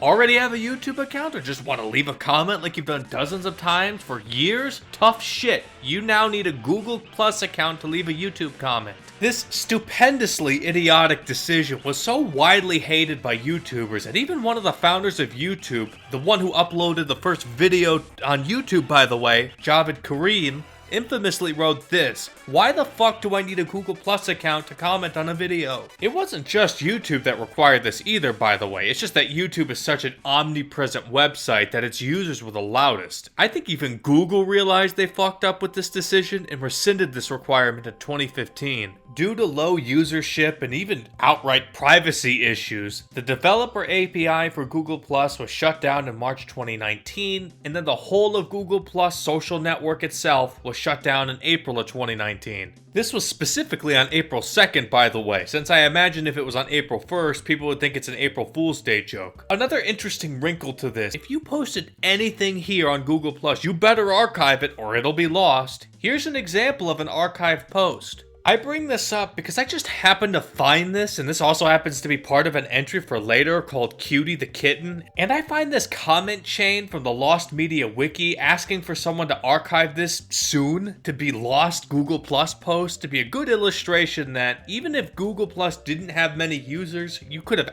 plenty of things that you wouldn't even think of become lost because of a shutdown like this. Despite any complaints you have about Twitter, and many which are understandable, but despite any complaints, could you imagine just how much stuff would be lost if Twitter just shut down like Google Plus did? Or fuck, if YouTube shut down? That would honestly be one of the worst disasters in internet history. What a terrifying thought. I really wonder how much would be lost if YouTube just shut down like this. Anyway, Google Plus didn't have much though, but still, it's a shame there wasn't an archive and others were too apathetic to save everything. One last thing, you may notice that my channel was made in 2012. This means I did have a Google Plus account. I remember doing it, but I'm gonna be honest, other than making my banner some image of the anime K-On!, I don't remember anything about it.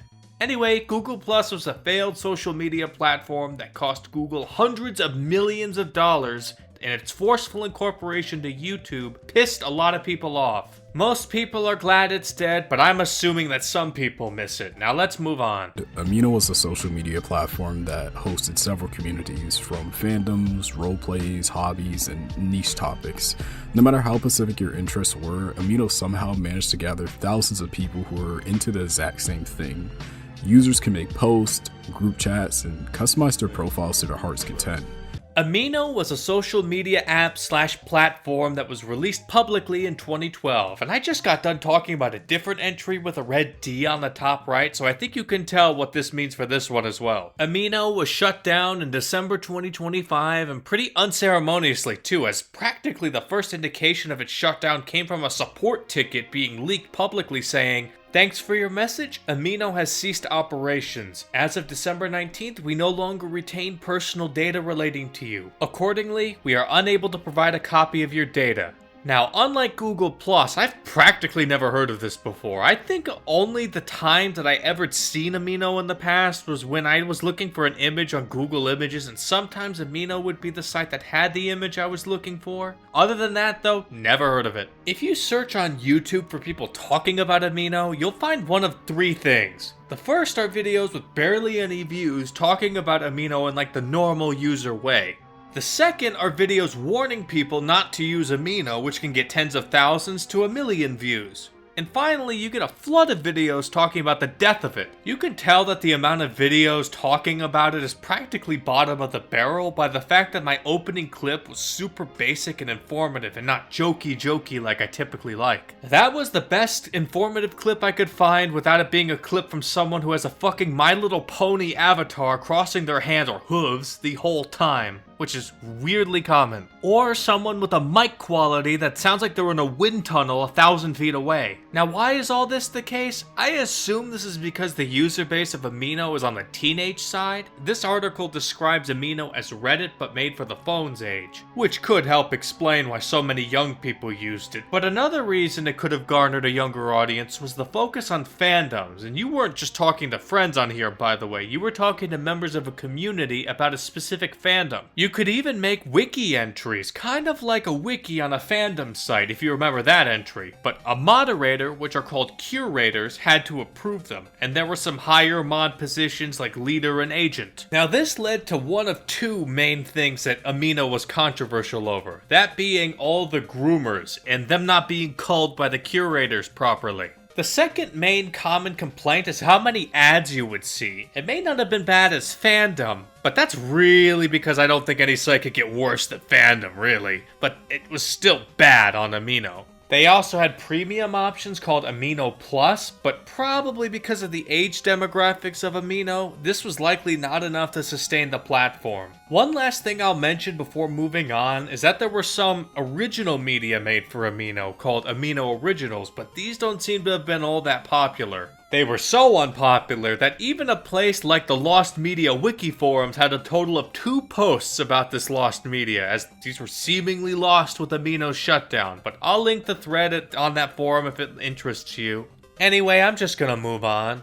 QAnon. I don't often do this, and I've only done this for one other entry in the past, but I'm making the executive decision to not talk about this one. I cannot reasonably discuss this one without sounding overtly political, when I strive to be apolitical in my videos. I'll just say this one sentence summary in case anybody wants to do their own research on it and move on. On the politically incorrect board on 4chan, or poll, an Anon made some specific posts that were cryptic in nature relating to US politics, and it led to a whirlwind of stuff happening. Now let's move on. I like this. This is nice. It's a beautiful, sunny day with nothing around to unexpectedly irritate me. You know, maybe life isn't so bad after all. Wait a minute. What's happening to me? We hope your transformation isn't too agonizing. Wait a minute. No, don't turn me into an oversimplified logo. Is it over? Am I done? Honestly, that wasn't so bad.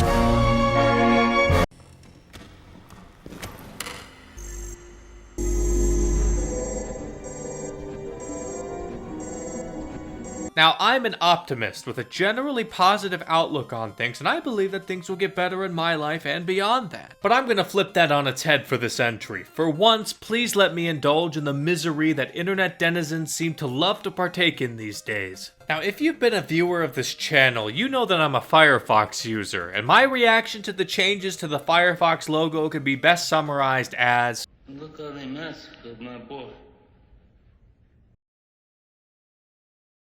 Look, I'm not gonna sugarcoat it. Logo design has been through a bit of a rough patch this last decade plus. Companies, regardless of how they actually are, used to portray themselves as at least having soul and some semblance of human emotion and warmness. To my foreign audience, you may laugh at what I'm about to say, but my American audience can understand what I'm about to say at least. Remember the early 2000s or the 90s or even earlier than that? Do you remember when fast food restaurants used to look inviting, cozy, full of warm colors, or at least have some sort of personality to it? You know, something a kid may see as a fun place to go. But have you seen how they look now? Corporate, sterile, full of grays, and minimalist. Regardless of how you feel about a company, this style of building feels like it's taking the mask off and revealing what they actually are. Boring, uncaring, and they want your money over anything. Even if they've always been like this, at least mentally, there is something depressing to many of us to see them not even try to hide it. And it's even more sad when they don't even suffer financially for it.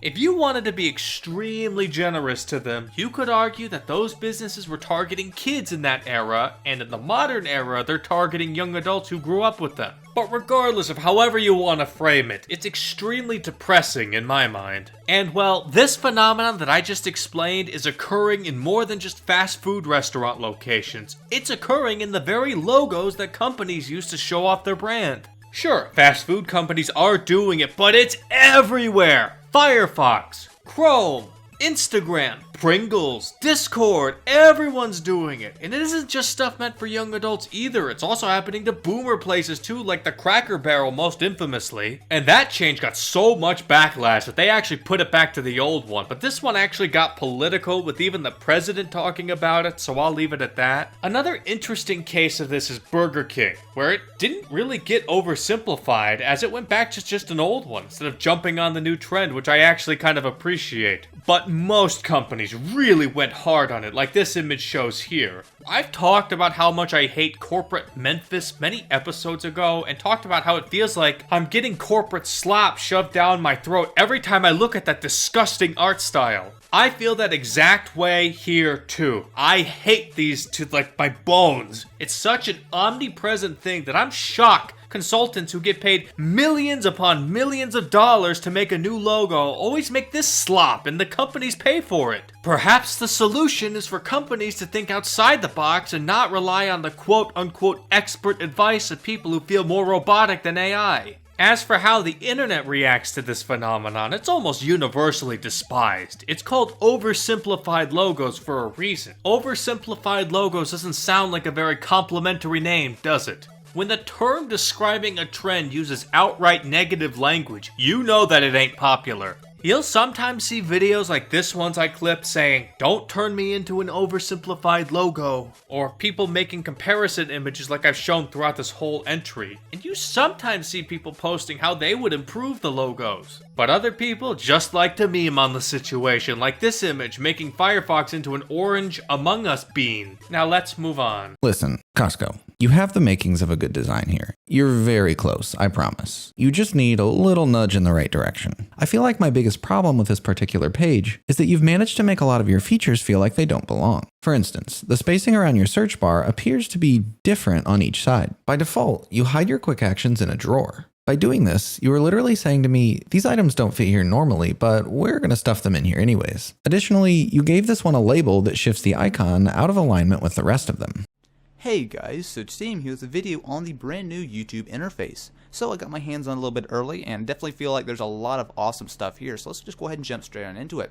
Website redesigns are when a site goes through a new design. This is honestly a very similar entry to the last one, you know, dealing with a new design. But unlike the prior entry, this isn't basically always viewed as bad. They can often be, but not always. You are on a website that has been through an inordinate amount of UI changes to where it is practically unrecognizable from how it was in 2006. One of the clips in the beginning showed you what a new 2011 designed YouTube looked like, but as you saw, it looked very different than today's YouTube, right? I mentioned in the Internet Archive / Wayback Machine entry that you can view websites like YouTube over all various years of time. And boy does this place look different throughout the years, and ignoring the much better logo that YouTube used to have, the website itself looks different too. The little seek bar at the bottom on videos also looks different. Who remembers when you could customize your YouTube page like it was MySpace? Remember that? Anybody? In any case, as you know, Google is a fickle beast when it comes to anything, but one of their most popular platforms, they're gonna tweak that shit until they're happy, but I don't think they'll ever be happy. However, one major cause for many website redesigns on the internet has to do with the rise of smartphones. YouTube most definitely is one of those sites, like getting rid of annotations for that explicit purpose of making it better for phones, but I also imagine other UI changes were meant for that reason too.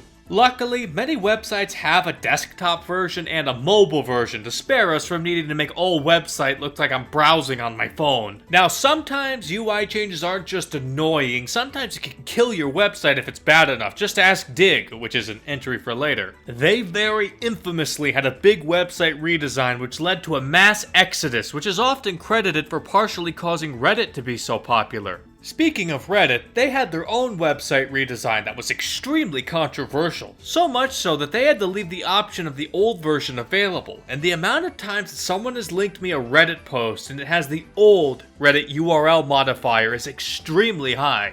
But that, combined with internet centralization over time, they didn't suffer like Dig did. So overall, I would say website redesigns are generally viewed in a negative lens, or at the very least a cautionary lens. However, unlike oversimplified logos, redesigning websites is definitely needed sometimes, and I have a cool personal little tidbit I'd like to share, but I need to be careful so as to not dox myself. So there was a project in a class I took in which we needed to redesign a mobile phone app using certain software. My group decided on redesigning the app for Sonic, you know, the fast food restaurant, not the character Sonic the Hedgehog, but the Sonic restaurant, their mobile app. That app is appallingly bad, or at least it used to be back when I did this. I have no idea what it's like now, but back when we worked on this group project, it, for example, did not display calories on the menu items. It grouped menu items in a nonsensical way that made it difficult to even find related food items. The prices of the menu items were stupidly hard to find, and the digital coupons often didn't work despite them being automatically added.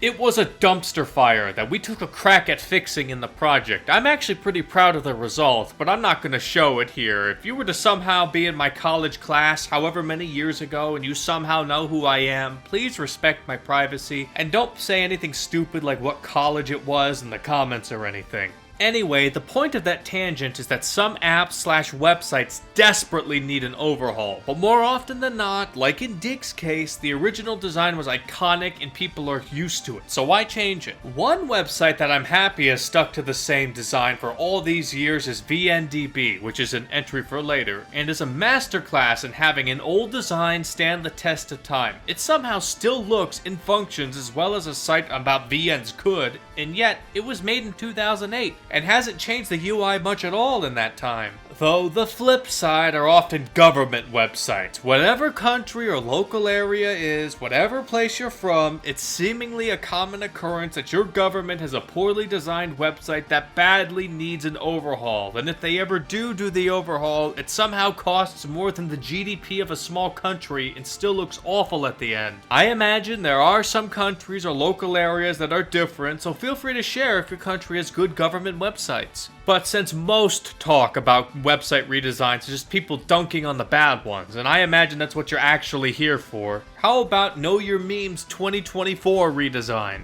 That's a site we already talked about in an earlier entry, and it's a pretty meta one, since this redesign itself got a Know Your Meme entry. Considering how much of a resource hog Know Your Meme is, that merely opening the website will, after like half an hour or so, cause my browser to crash every fucking time. I gotta say, I'm not liking the changes. One other trend I noticed was a subset of people who made videos where they redesigned websites on their own, like that clip I opened with, or this one too. Now let's move on. Get behind me, Doctor! Jawohl! Charge me! Ja!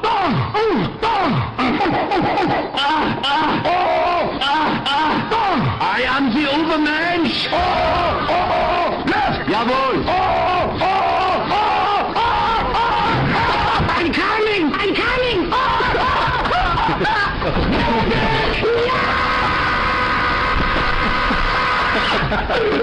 Good times!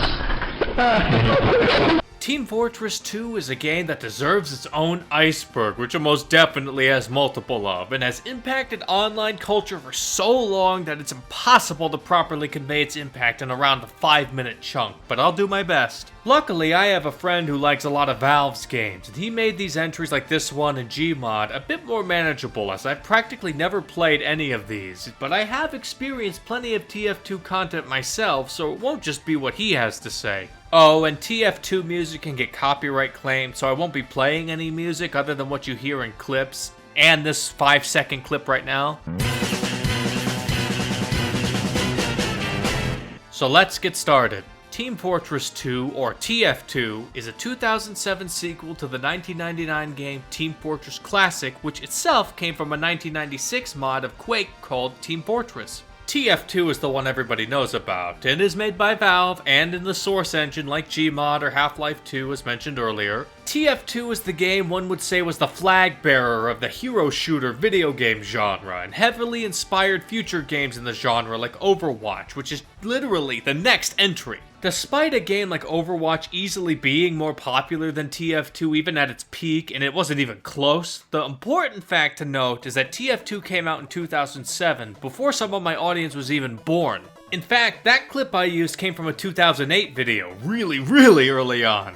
So TF2 features a red and blue team made up of 9 character classes that I'll talk about in a moment, and you play various modes like King of the Hill, and easily the most popular one being Payload. On top of the maps that Valve made, there's also quite a few fan-made maps and servers, like this Mario Kart 2 map that's pretty notorious. Now TF2's release was quite interesting, as it was originally bundled in the pretty legendary Orange Box for Windows, Xbox 360, and later PS3, which included 5 games in it. Half-Life 2, Half-Life 2 Episode 1, Half-Life 2 Episode 2, Portal, and TF2.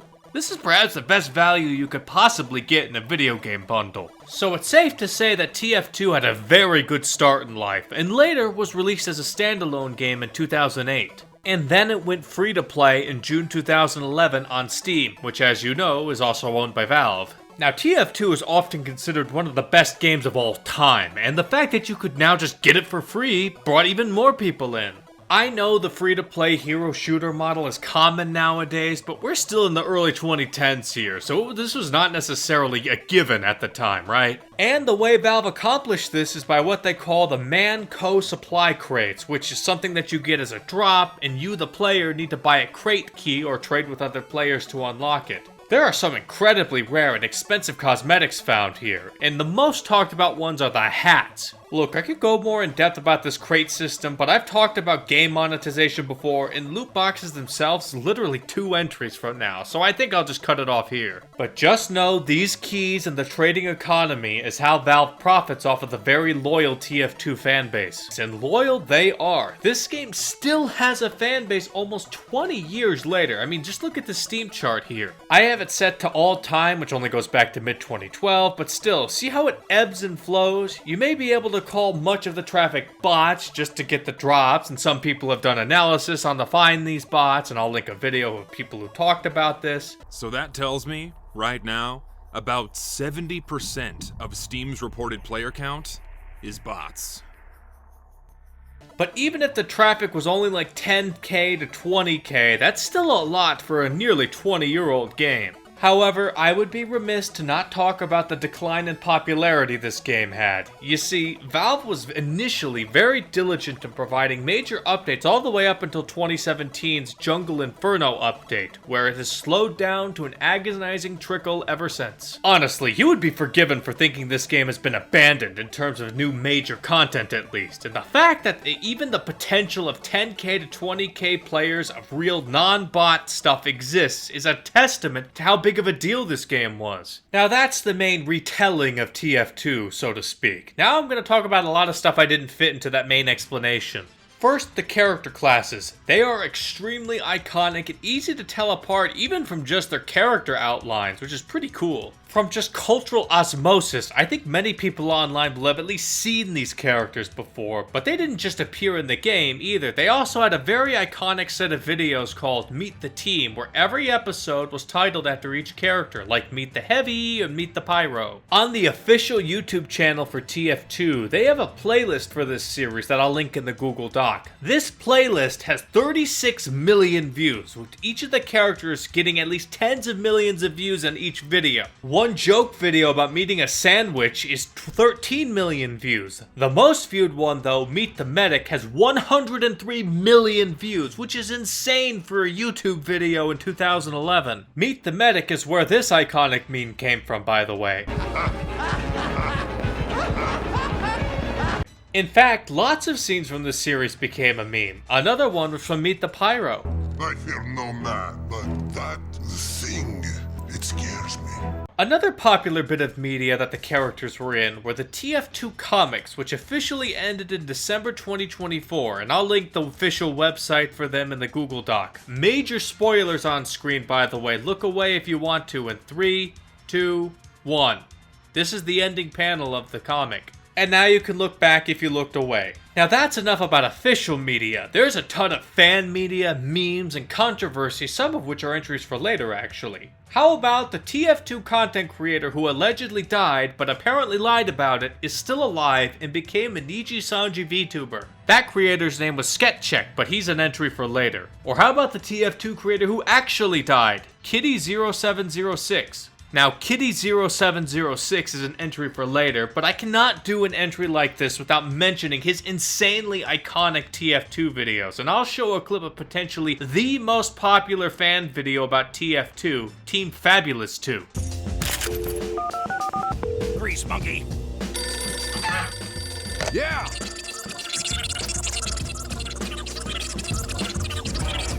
Alrighty then.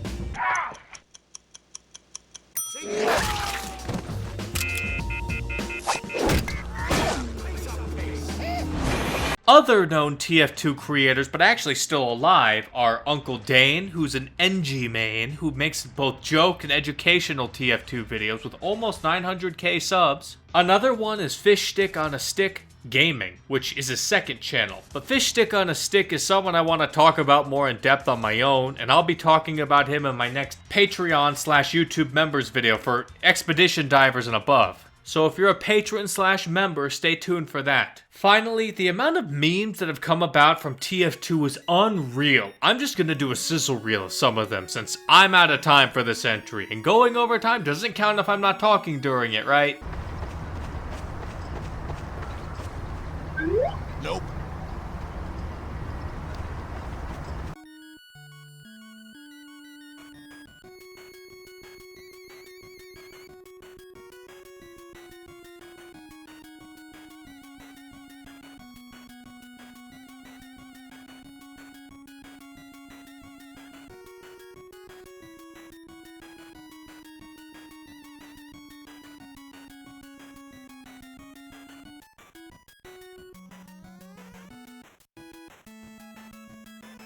Think fast, Chuckle Nuts! There are so many TF2 memes, but I gotta cut it off here. So all in all, TF2 is an iconic game with a hugely dedicated fan base despite Valve not really doing anything with it for almost a decade, and has impacted internet culture to an absurd degree and is still making memes to this day. Now let's move on. Prepare your defenses. Greetings. May I ask that we please do not have 5 DPS? I picked DPS first. We have a Mercy main playing Doomfist. G. I'm sick of playing her. No one appreciates me. I guess she's tired of holding down left click. If TF2 was the hero shooter of the 2000s that still has a loyal fan base despite Valve's almost abandonment of it, Overwatch was this but for the 2010s, and instead of staying loyal despite abandonment, it's a loyal fan base despite Blizzard pissing off the fan base royally. However, for this entry, I'm gonna pretend Overwatch 2 and that whole thing never happened, as there's an entry talking about it later. So for all intents and purposes, we're gonna pretend it's 2022 and there's no such thing as Overwatch 2. So I'm gonna need you to go ahead and look at the screen for just a moment. Sorry. That's better, let's begin. So this story begins with Blizzard, a once extremely beloved game dev who could do nothing wrong, kind of like Valve back in the day actually.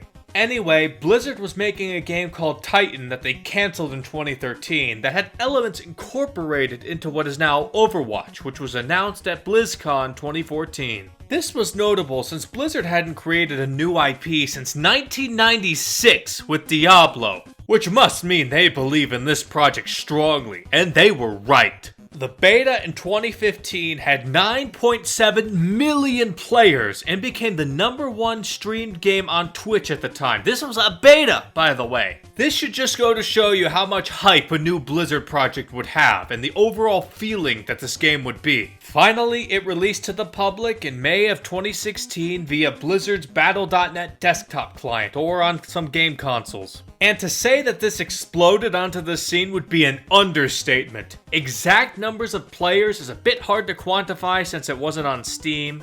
But if these numbers in this research paper are to be trusted, this means that it easily made it to the tens of millions and just kept growing, and this later Wikipedia chart showing it getting to over 60 million player count, which is insane! I remember once talking with a coworker in a former job I had who was not the video game type, and he asked me if I had heard about the game. He got really into it, which is extremely anecdotal, but to me that was when I personally realized how popular this game was, at the time at least. And as I'm sure you all know, this game was a Twitch darling. Just look at these numbers for the month of its release, which is, again, absurd. This game wasn't just a favorite with players, it was also popular with critics, getting a lot of praise and even winning Game of the Year in 2016 at the Game Awards. Here it is. The Game of the Year at the Game Awards 2016 is Overwatch.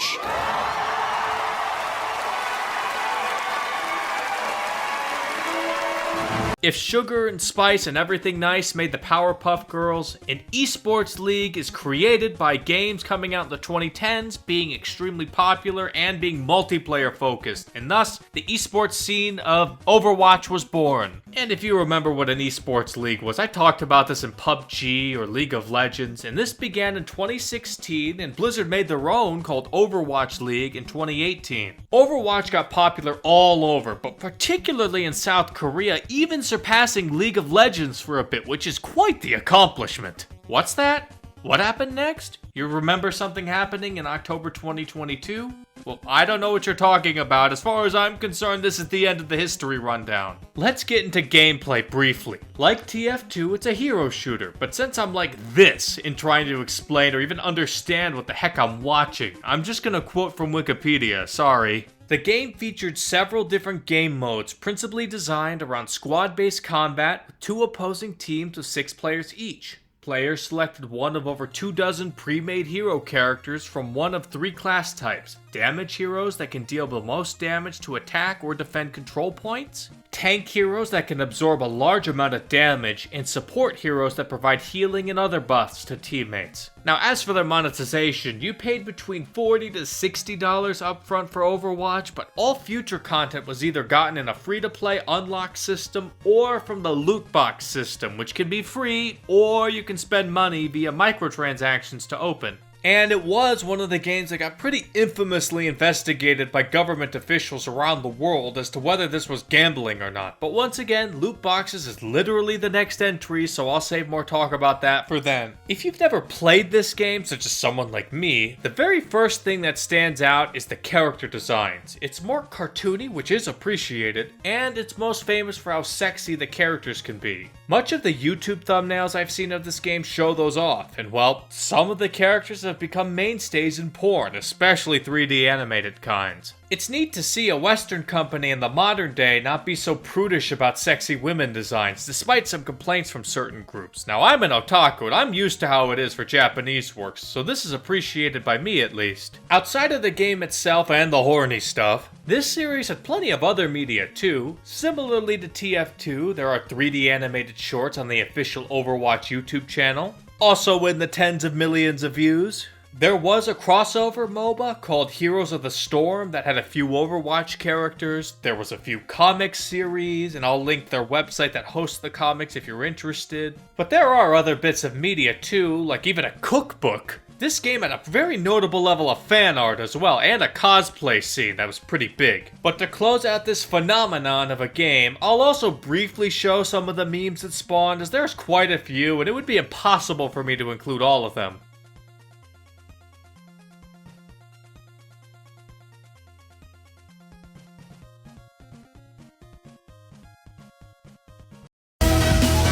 Tracer. I'm already Tracer. What about Widowmaker? I'm already Widowmaker. I'll be Bastion. Nerf Bastion. You're ready. Assert yourself! That's my Play of the game. Great! Now let him have it! You can have it. Say thanks! Play of the game.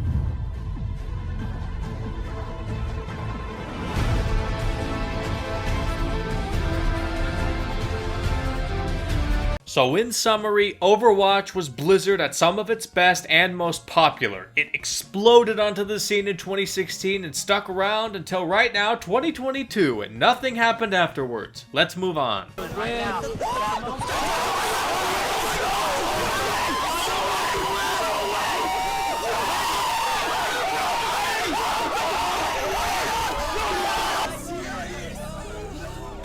Weapon finishes are by definition luxury goods. They're things that our customers like to have, but they're not actually necessary in order to play the game. In fact, they don't have any gameplay impact at all. After all, if you got a rare item, you'd like it because it was rare, even if it was an aesthetic that you didn't appreciate. I don't give a crap what it looks like, bro. That's a freaking knife, dude! It's just a piece of fucking texture, and you literally pay for it. I don't understand. What gives you that little appealing? What is it? We're making millions and millions of dollars off this system. Like, this is what a successful system looks like for us. That video I use as a clip from Copypastas is honestly a banger video that by itself can explain everything wrong with loot boxes. I highly recommend it. Now, I always link clipped videos in the Google Doc, but I just wanted to reiterate that for now. Anyway, loot boxes are something you've hopefully picked up on how prevalent they are in popular games. Most games we've covered in this series so far use loot boxes. Honestly, if you don't even know what they are, I would strongly recommend watching my Gacha Life entry where I played a clip explaining what gacha is. If gacha is the East's form of microtransaction, loot boxes is the West's. The systems are extremely similar. You pay money of some kind, whether it be to get in-game currency or to buy keys or something similar, and then you get to open a loot box, which may be called something else like a loot crate or whatever a special snowflake term a game dev wants to use to hide the fact that they are loot boxes. When you open a loot box, you get a random chance to get something rare, with you getting mostly junk. Many people view this as gambling. Some countries ban the practice outright, like in Belgium. But even if you're from a country that doesn't consider it gambling, most people think it is. On top of the predatory nature of gambling, it often has less regulation than actual casinos. And on top of all of that, it's very easy for kids and teens to get suckered into them.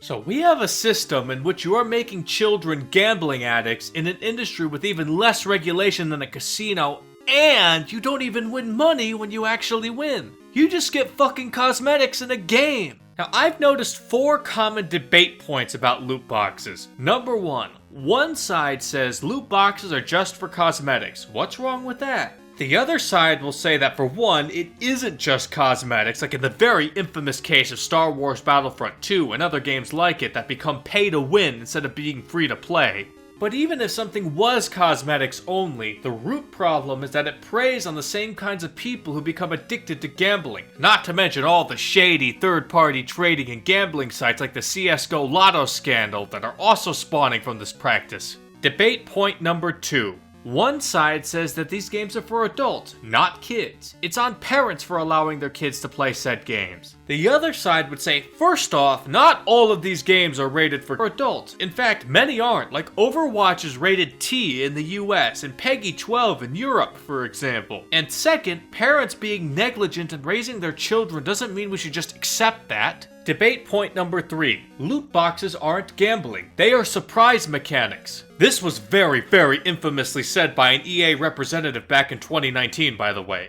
Do you consider loot boxes to be an ethical feature of your games? Garry? Well, first, we don't call them loot boxes. I think that was... Whatever term you wish to apply to them, do you consider them ethical? So what we look at as surprise mechanics. But the point is that it isn't gambling since you're not winning money and are instead just getting game cosmetics. The other side will just laugh at this absurd argument. And second, in some games you actually can profit off of them, like in TF2 where you can sell your rare cosmetics for absurd amounts of money on marketplaces, and I mean for real life, actual money. Side note, this is practically how actual real-life gambling works in Japan, by the way. Since gambling is banned there, the way that they get around this is that you can win these silver balls in a gambling machine, and then you can exchange these silver balls for prizes like at an arcade, and then you sell the prizes at a different store for money. This is practically how you do this in TF2 by buying keys, winning the rare cosmetic, and selling it on a third-party marketplace for money. It's the same deal. And there ain't no way anybody's gonna argue that that's not gambling in Japan, so why is TF2 not considered gambling in this case? Debate point number 4 and the final one I'll mention. One side says that gambling itself isn't bad. But to argue against this would require a moral debate on gambling itself. While I've made my bias against gambling pretty dang clear, I'm not here to morally grandstand for my audience. That's a debate for another time and for a different channel. Now that's the what of what loot boxes are and the extreme controversy surrounding them. But there's more to talk about than just that, and as I showed in the opening clip, there's an entire culture around streaming loot box openings. And then the streamer will turn into a soy jack and freak the fuck out after getting a skin they wanted. But don't think that's only men either.